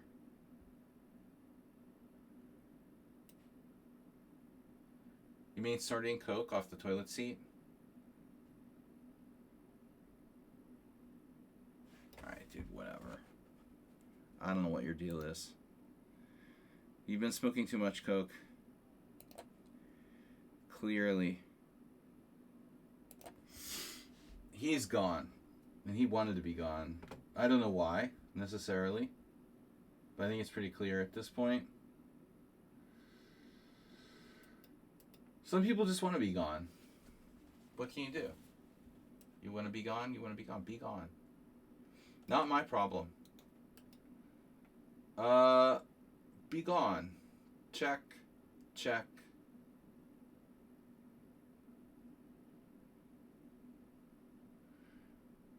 I mean, he's been on my stream a number of times, dude, Chess Zebra.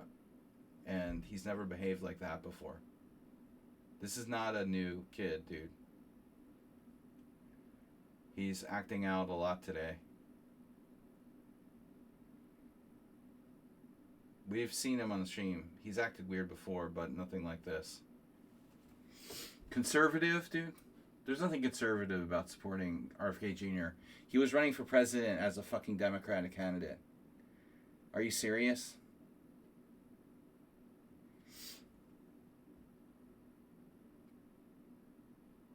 Let's not confuse populism and opportunistic people with conservatism, you know? It's ridiculous. I have nothing against people that are conservative. This is a big problem. You know, I mean, to sit there and try to call RFK Jr. conservative is like absurd. You know, the guy's just a grifter. I mean, there's no other word for it. What do you mean? He was running for president. He was running for president. He was running for president, like, against Joe Biden. He wanted to be president as a Democrat. Are you serious? What planet are you from? This is just a few years ago. Like,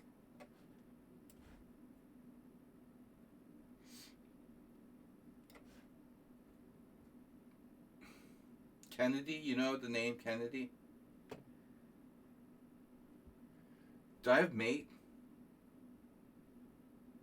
He is the worst Kennedy, but, you know. He's been ostracized by his whole family. No, the guy is a grifter. Come on.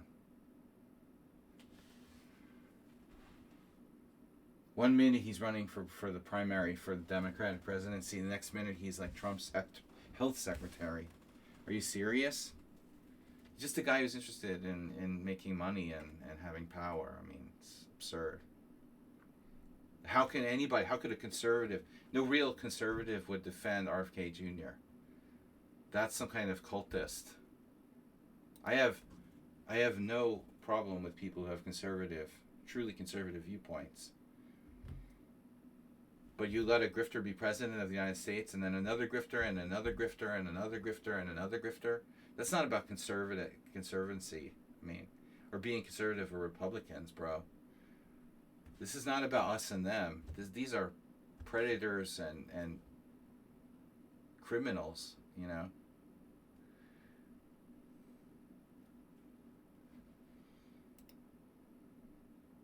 No real Republican would vote for Donald Trump.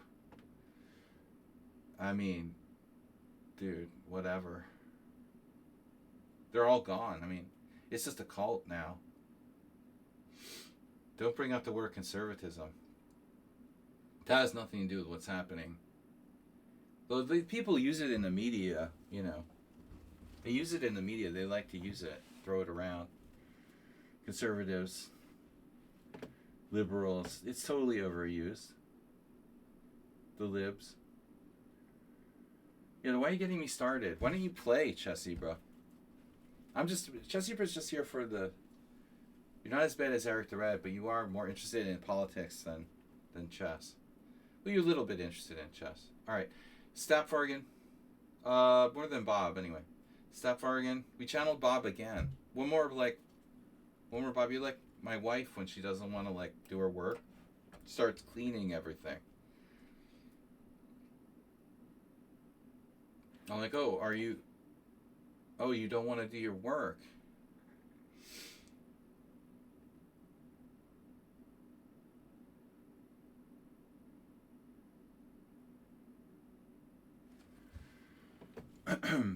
The Stonewall attack.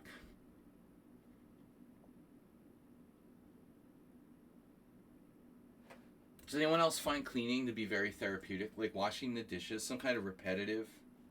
Very therapeutic. The other day I was like washing my hair, and I realized that I was almost in like a trance. When I take a bath or something and I like wash my hair, I just start thinking about things, you know. You like relax. You do something that's repetitive. You like rinsing your hair or washing the dishes or something. Water is very relaxing, but here we go again. I realized I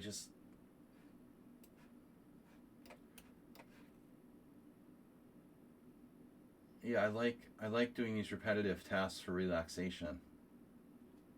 You could like hypnotize yourself by just like rinsing your hair for like 5 minutes or something. With like nice relaxing warm water.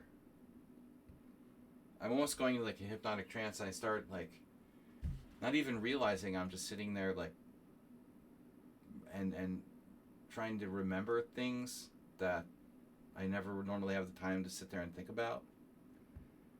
It's almost like a hypnotic trance. You have a complex. Oh, sorry. The all-important what's it called? St. Louis Chess Club? I don't know how you can live without it. You, an Arsenal fan, can have like a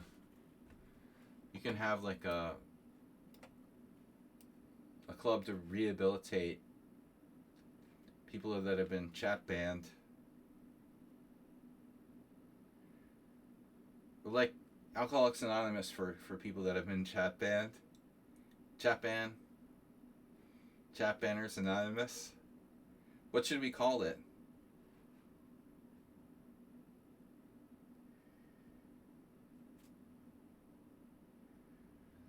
People that have been traumatized by being chat banned.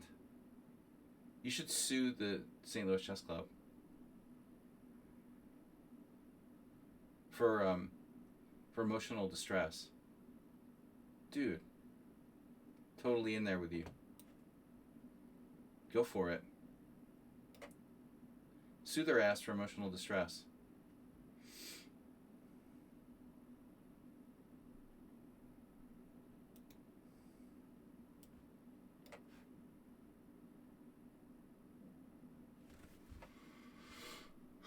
I knew this guy. I don't know if he's still there. I'm not going to mention names, but I knew a guy who lived in Boston for a long time, and he moved to St. Louis to work at the St. Louis Chess Club. And it was really weird because he's actually like, for me, it was weird. He was living in Boston, like the most liberal city ever, next to San Francisco, for years. And he's like, by descent, he's Arabic. So I'm like, how the fuck do you like move from Boston to St. Louis if you're used to living in a liberal city and you're Arabic? I can't imagine that, you know. I can't imagine it. Like, it's just crazy.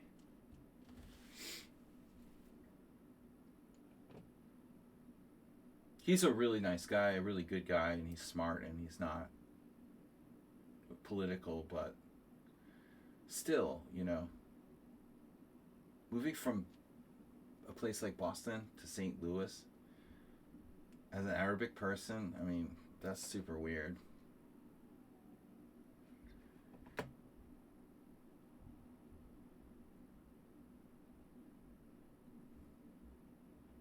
Like, I just want to get discriminated against. Let's move to the deep south. Maybe I'll move to, like, I don't know, Alabama or Mississippi by choice.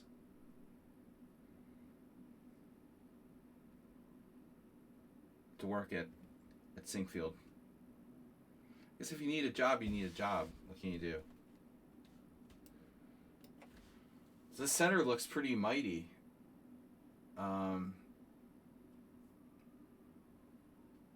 I'm not impressed with my move A6, really. It looks like white is better here. I probably should have played E5 and defined the situation. Now if he plays E5, he has some E6 threats. I think I was too lazy here.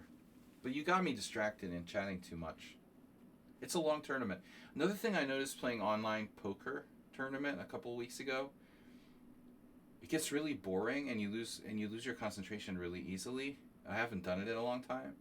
So I had to start playing chess in the middle of the poker tournament to actually prevent myself from losing concentration. And I don't know if it's kind of like an ADD type of thing.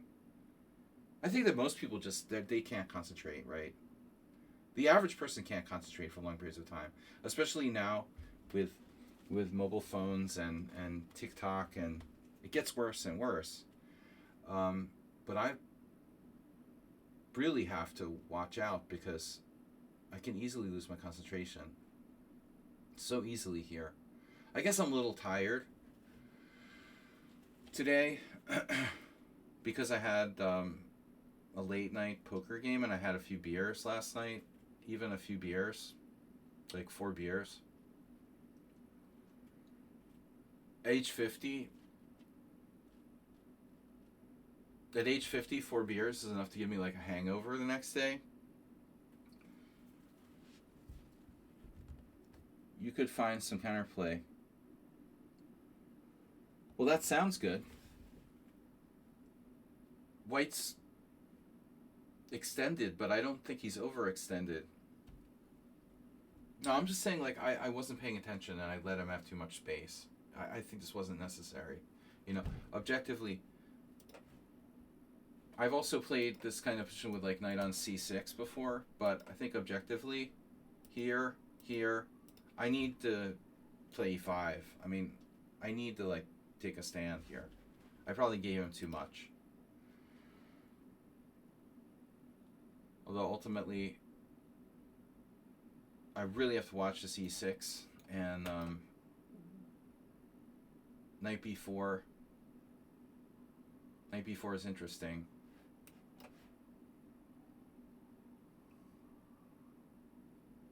By the way, you hear that ambulance? It's coming from Mr. Coffee's health.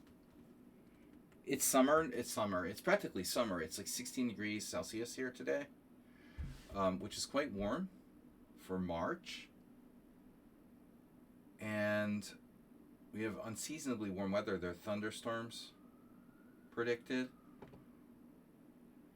But I'm mentioning this because you can hear the windows open. And you guys, we have an ambulance emote. If you have a certain... You hear that? Can you guys hear it? Because my window hasn't been open all winter. I'm a little tired. And it's really hitting me now. 4 beers last night. Spread out over 5 hours, but still, that's the point I'm at, where if I used to drink, a lot of beers when I was younger or whatever, I could drink and it would be like, all right. Now if I have a couple beers, I'm like tired the next day.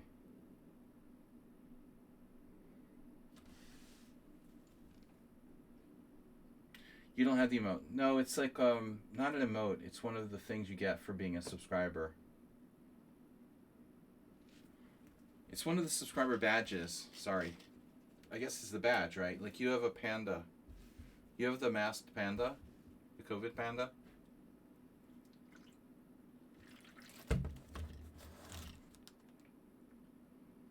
Now I could take on e5.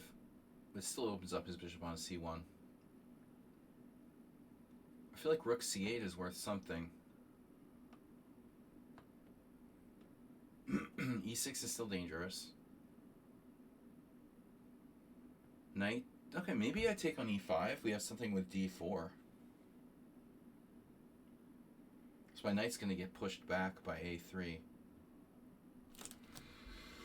I really want this to work somehow.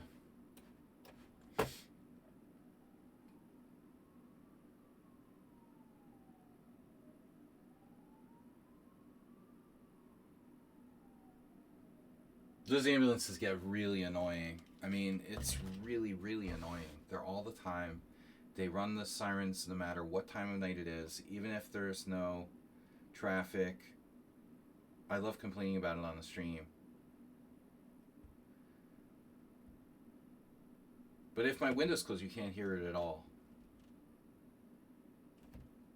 There it is. Well, that looks like it. Yeah, that is it, right?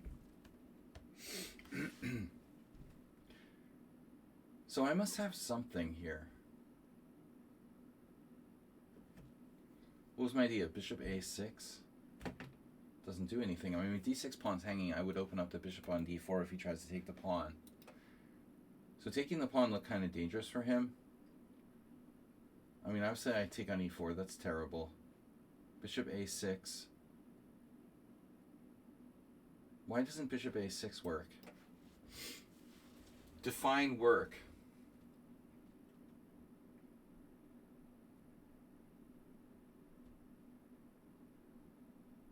This is a hyper-modern setup for black. Is it good enough? I don't know. Texas Pete is now in first place. We saw that coming. Is he like got a perfect score? Can't somebody beat Texas Pete? Is he like unbeatable? Can't be beat. Okay, you're allowing knight c2. Wow, I thought he would play queen d2. Is this a trap?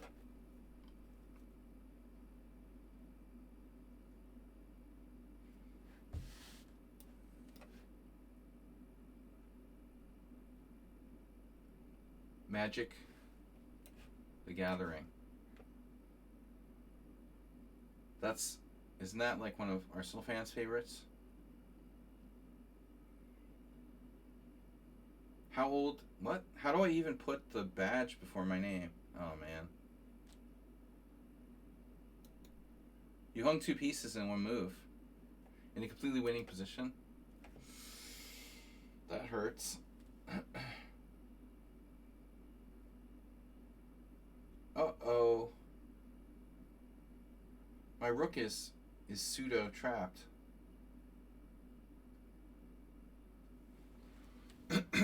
Okay, e6 still on the table. That is like a different ambulance sound. I think sometimes there's like multiple ambulances at the same time. It just gets really ridiculous. No, you have queen e4. Multiple ambulances at the same time. Very annoying. So you trapped my rook.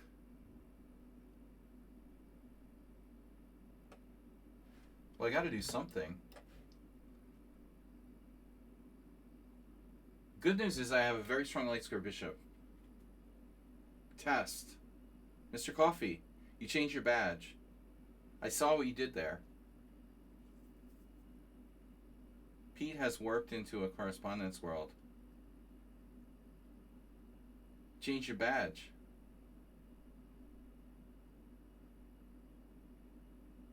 We don't need no stinking badges.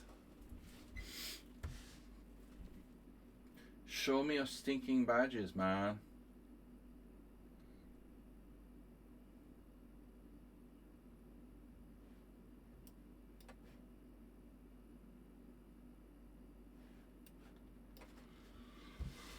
I got a pawn for it and white squares.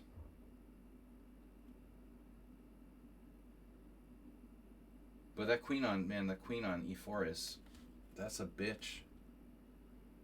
Pardon my French. I mean, it's not nice to refer to the queen that way, but it's a very strong piece. You know, it's an old expression. It's a dadism. Life's a bitch. That kind of thing. I think I've got problems now because the queen is so strong. Otherwise, I would be all right here. You know, in fact, maybe I should have played queen c8. Maybe I made a mistake there. It's very passive, but queen c8 might have been the better move. I didn't want to play so passively. So we're trying to go for like queen a4.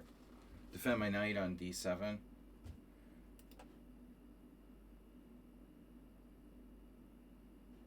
Author of Chess Bitch.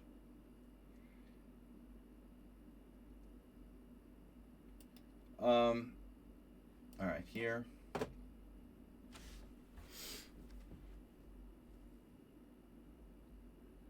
So yeah, we use the light profanity here.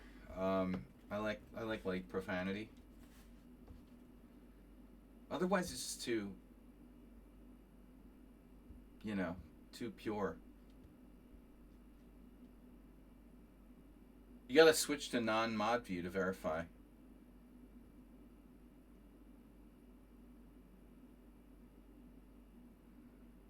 You're politically correct.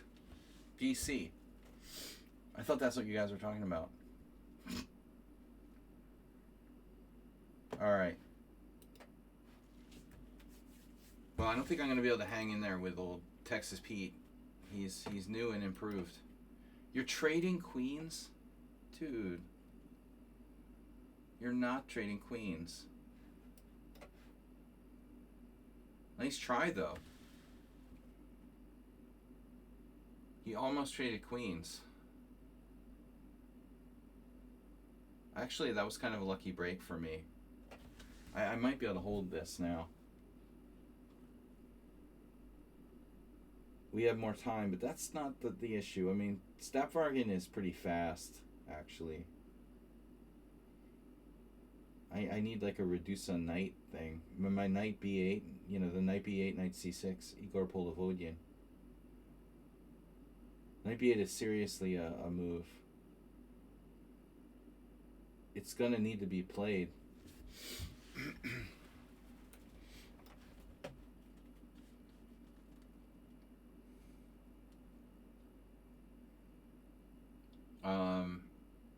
After you. Okay, so now e6 remains a problem.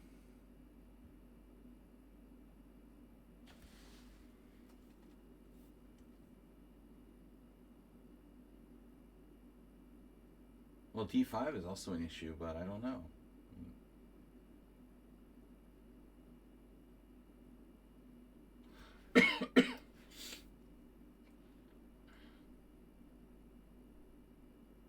He's very good at fast chess. So Stapvargan gets low on time, like our old friend Mr. Slow, who's gone also. He went into the void with Astrobate. What did you just play? Rook B1. What is that about?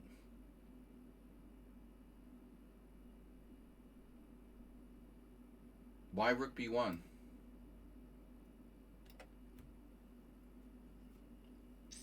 I think he had a better move there. But who knows? It's a complicated position. Oh, he's going for the queen trade, okay. Still, I mean, I can trade on my terms. Damn. Alright, we gotta change our mindset now.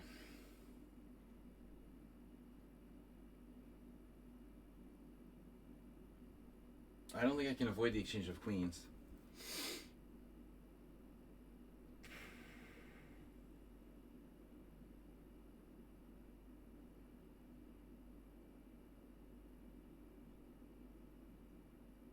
He's been killing my knight on d7 the whole game.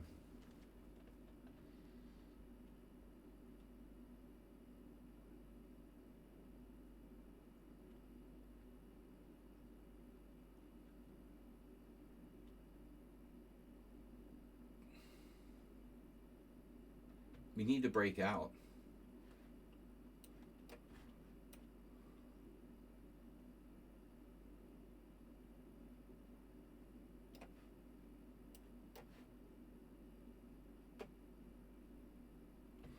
I'm not sure if this is a good move or not.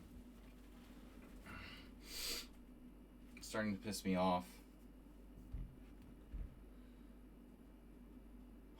He keeps making good fucking moves. We still have knight b8. It's too slow now. b5. b5 knight there.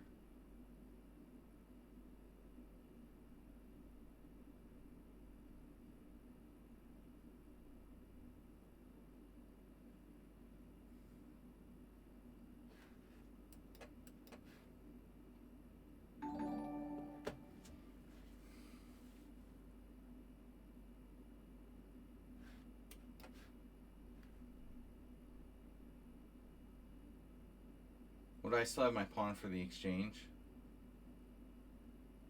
But I've seen this before. g5? Wow.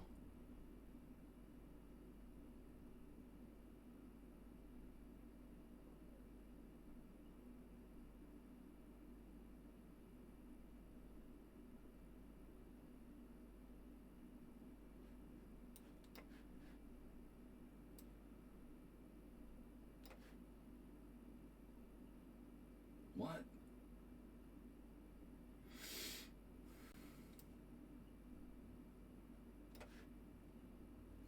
His like bullet play is like vastly improved.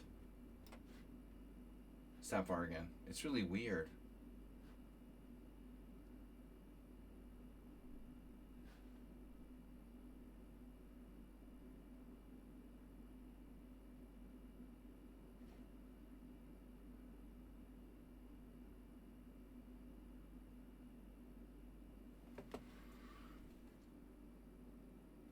I've noticed like an incredible increase in his playing strength lately.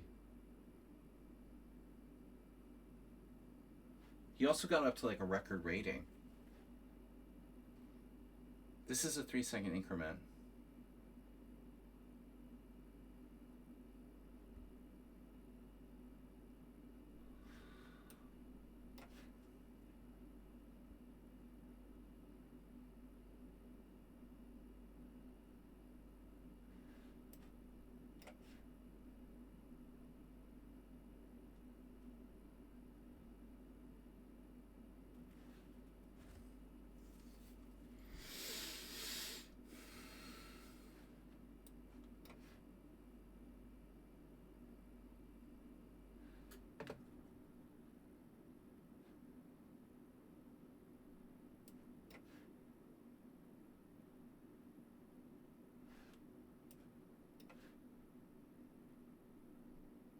It's like perfect technique.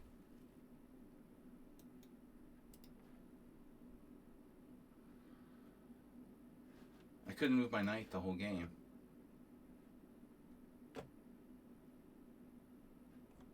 He hasn't beaten me in 20 games.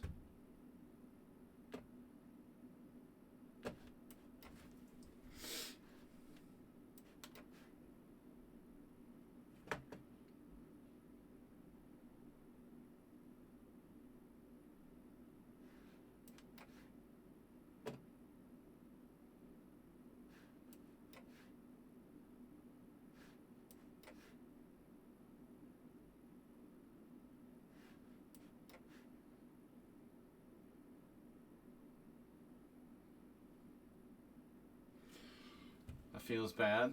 All right. Not the game I deserve to win under any circumstances.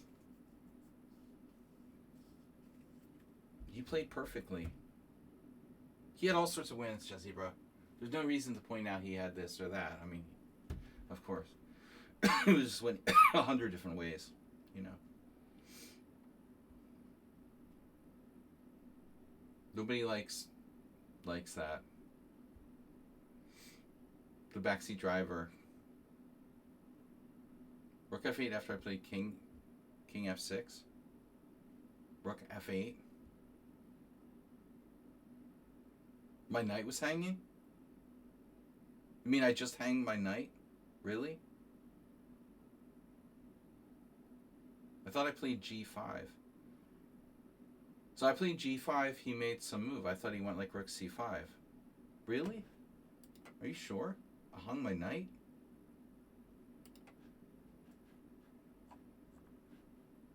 I don't know, man. I played g5 and I hung my knight. Yeah, I did.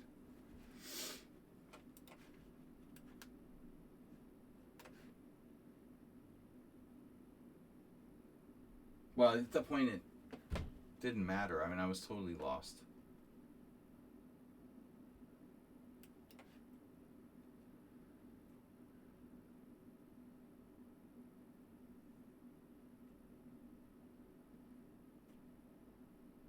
That's the way you're going to be about it.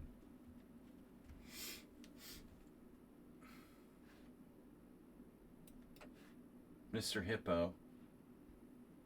Oh no. He's Mr. Hippo. He was preaching the benefits of the hippo. And now? What happened to the great hippo? Hippo world.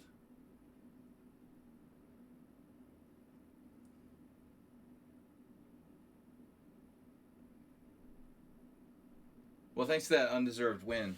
I was about to resign. I mean, poor Step Bargain didn't deserve to lose that. The last cheapo was the knight fork. I could have resigned. I should have resigned already. I mean, no, he played great. That was a great game by Step Bargain. Also, great time management. He actually uses his time correctly, and he's good at increment. Now if I play knight f4, how do you defend your pawn? You have to play knight b6, a4, e5. Probably not good for me. I'm castling in hippo. Pavel Blatny approved. I'm not a big fan of knight d7, you know. In a Dutch type of formation, it just doesn't look right. But here we go again. I gotta be not too passive. It's in English. It's the English hippo. Not be confused with the Colombian hippos, which were, of course, the late, you know, drug cartel hippos. They're the huge problem with hippos in Colombia. They had to export some of them. They couldn't pick them up, though. Too hard to transport them. To cull them is difficult. You know, just nothing but problems. Having a, you know, South American river filled with hippos. They have no natural, like, predators. Or even prey, for that matter. They disrupt everything. Maybe that's how they can get rid of those extra capybaras in South America, though. Nah, hippos, they eat plants, though, right? Aren't they, like, vegetarian? So hippos and capybaras would just, like, hang out together? Even the crocodiles don't eat the capybaras. What would hippo do next to a capybara? Probably nothing, right? Just look at it.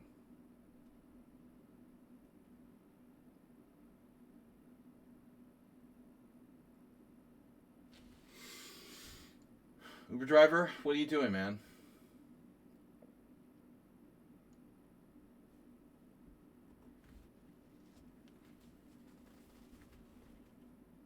This is in English. It's really become an English.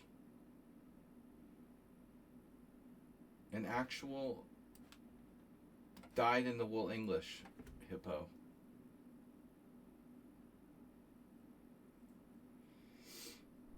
They're all good animals. Hippos and hedgehogs are both good animals. The hippo's a little harder to play, and it's dangerous if you don't know what you're doing. Well, they're both not easy, but all right. So very standard sort of setup here by black. Queen e8, Dutch style. Queen h5. But we're not afraid. We've studied Larsson's games. They had this great documentary in one of those wildlife channels about farmers in South Africa domesticating a hippo. Fuck. Wow.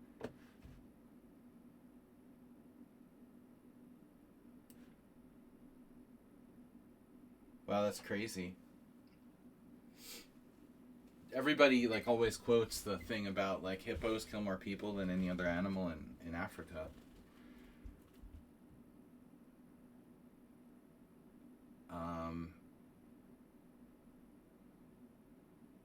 They're not like wild pigs or something.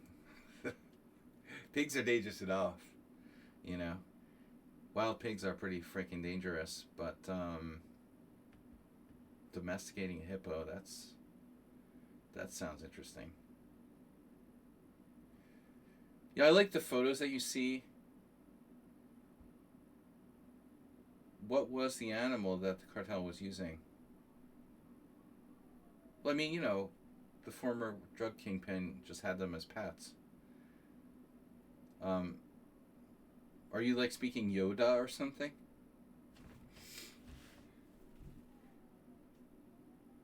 Sorry, was that like Yoda lingo? I'm speaking Yoda. H3 F4. That's a real surprise.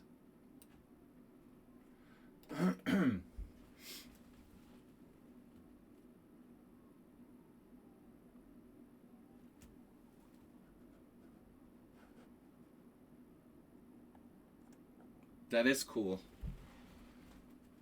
Home hippo. So they can be domesticated. Well, I mean, if elephants can be domesticated, I guess it's not that much of a stretch.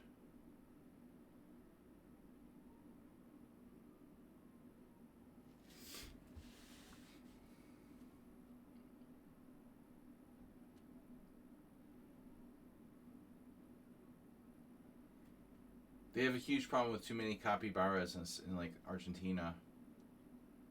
Nothing eats them.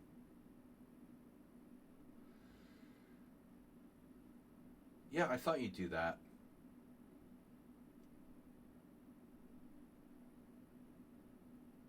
You're such a naughty boy, Uber driver.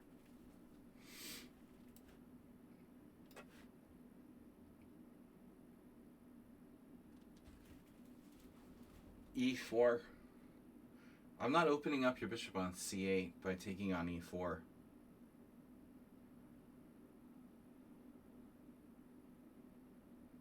I think we can play this safely. It was risky to play f4. I don't know. You know, objectively, I probably shouldn't have played f4. What should I have played? b4, maybe. I should have played b4. Drive your knight back to e6 and then play f4. Yeah, I'm an idiot. No, it was better to play b4. In fact, like, I don't know why you didn't play a5 before yourself. Probably instead of knight c5, you should have played a5 yourself. Yeah, now you play a5, but now it's a completely different situation. What the hell is going on now? Now nobody knows what's going on. You stopped before, so you listened to me. What if I play d4, d5?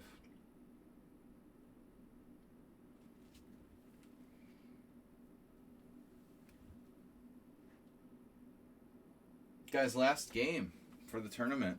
Texas Pete's gonna win. Well, hopefully Stapfargen... Oh man, Texas Pete playing a very similar game to mine. He's up a clear pawn. How strong is Texas, the mysterious Texas Pete?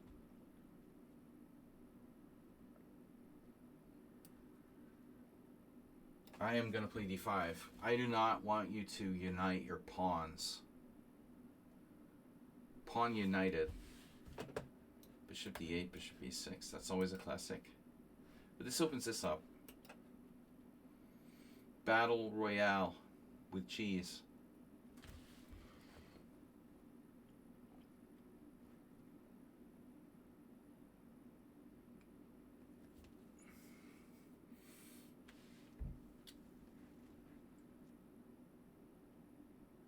What am I doing? What are you doing? What are we doing?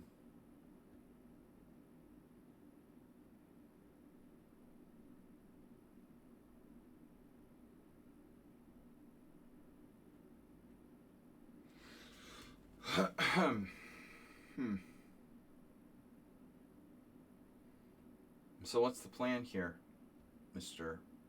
Lots of pawns on the board? Bishop a3. Oh, he offers a draw. All right, fine. Draw, boring.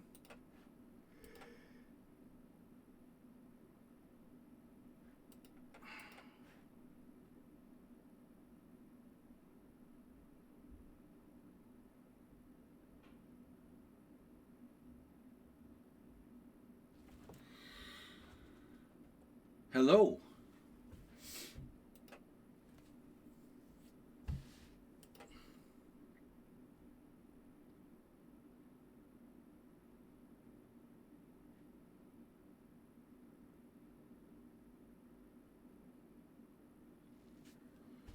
So I'm going to lose the tournament. Thanks, Super Driver, for offering that draw.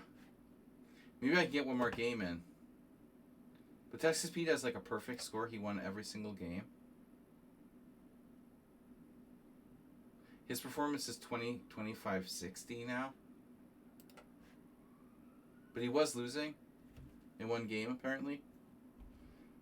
Stapfargen's playing well these days. He was very unlucky against me. Should have beaten me.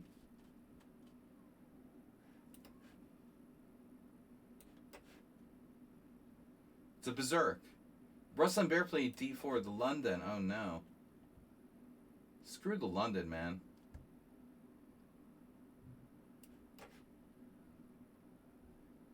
It's a reverse Slav.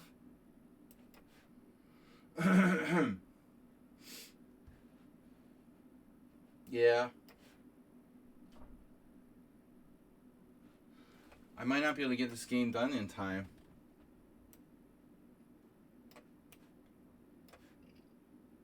Get it done.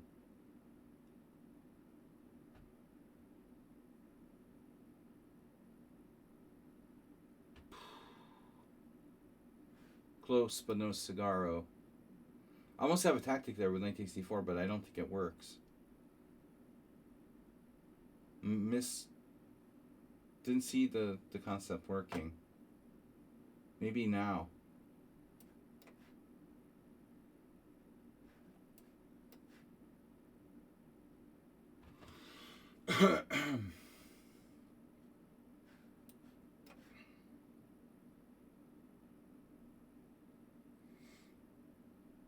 Pile up on I-95. I wanted to develop with tempo. He was losing against you. Okay. 94.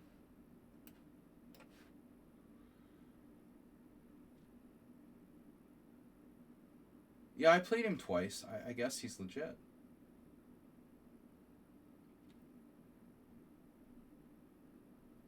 You never know, though. I don't trust anybody. We've established that. Like, the last guy who won one of my tournaments, I banned immediately. But we'll let Texas Pete. I think we can trust him. All right, so how can you do that?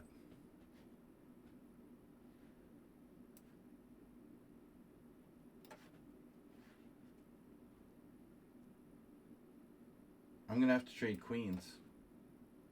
But we are winning. Combos. Whatever happened to combos? Do they still make those? They were good. Never seen them in Hungary, though. Yeah, I shouldn't push d4. It's probably overextending. I was tempted. I could have taken his bishop, too. They still have those? That was one of my go-to snack foods. Always liked those. For some reason, they just never appeared in, like, exported Hungarian American stuff. I've never seen a combos. They never marketed them here, I guess. Sweet stuff like, you know, M&M's, Snickers, you know, every kind of candy bar exists, but no combos. Here we go again. Yeah, we got potato chips, Lay's.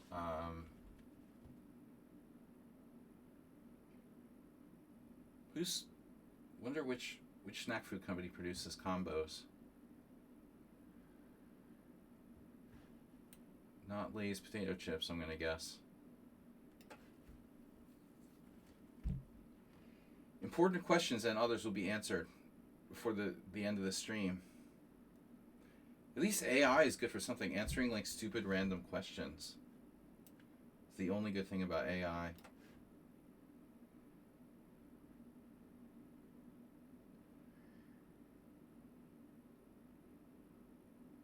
Yeah, Mars? Okay, well, you know, in that case, it's just a decision by the company, you know, not to market them here because Mars is international and originally like an English brand, right?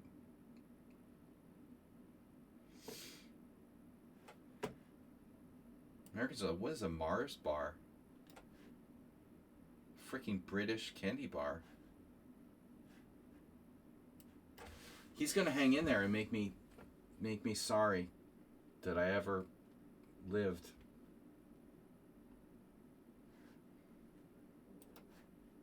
Please. Oh no. Oh no. Don't do it. Oh no. He did that. I think it's mate.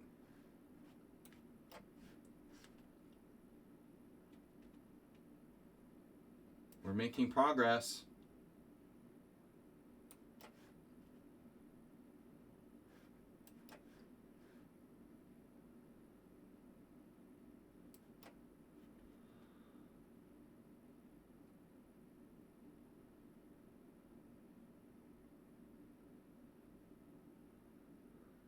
Rook c5. He resigned.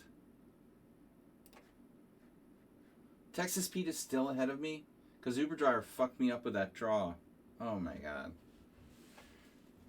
Ah, Uber Driver. Oh my god. Ruined my tournament. Actually, that's not the only reason. What's happening? Staffvargan drew. So actually, I would have won if Staffvargan had played it out. Maybe they had time left, probably. I don't know how much time they had left. They had like 5 minutes left each, so if they had played it out and not agreed to a draw, I would have won. What was happening in this position? It was approximately equal. Well, he played knight takes d5. And he has knight takes f5, obviously, next. But well, he was down a pawn with compensation. Stonewall. Another stonewall. Oh well, it was close. We tried. We tried. I don't know how I have a higher performance rating than Texas Pete. I guess I played Redusa too many times. But anyway, congratulations to Texas Pete on his first tournament victory. And perfect score. Well, no. We both had one draw. Although Stafforian really played well. You know, I think he did his best. He should have won against me and got a draw against Texas Pete in the last game.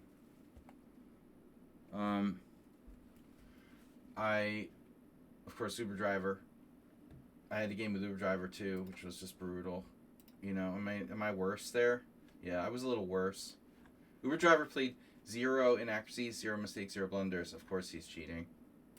Always cheating. We played the Hippo. I'm better. I was better until I wasn't better. I played f4. F4 was the problem. I knew it. See, b4. I'm an idiot. You shouldn't play knight there. You should play a5. Uber Driver. Oh, you played knight c5 and I missed b4. Now knight e6 and then f4 and then I'm fine. It was a big mistake. You know, it was a mistake to play f4. I mean, I saw this, obviously. It's not so bad for me, but it's never really good to play knight c8 in a closed Sicilian. So now you see a5. And yeah, I missed my chance against Uber Driver. Anyway, I'll see you guys later. Thanks for playing tomorrow night's analysis stream. Thanks to the gift subs from Saxac Draw and everyone who subscribed. Move 11. We've got analysis stream Thursday. So if you want to submit a game, you're a subscriber, you're welcome to do so. I've got one of my own games, one of Arsenal's games, Taimanov Larson game we're going to analyze tomorrow night at 6:30, 6:45 p.m. CET. So I'll see you guys there. Have a great evening. Bye-bye.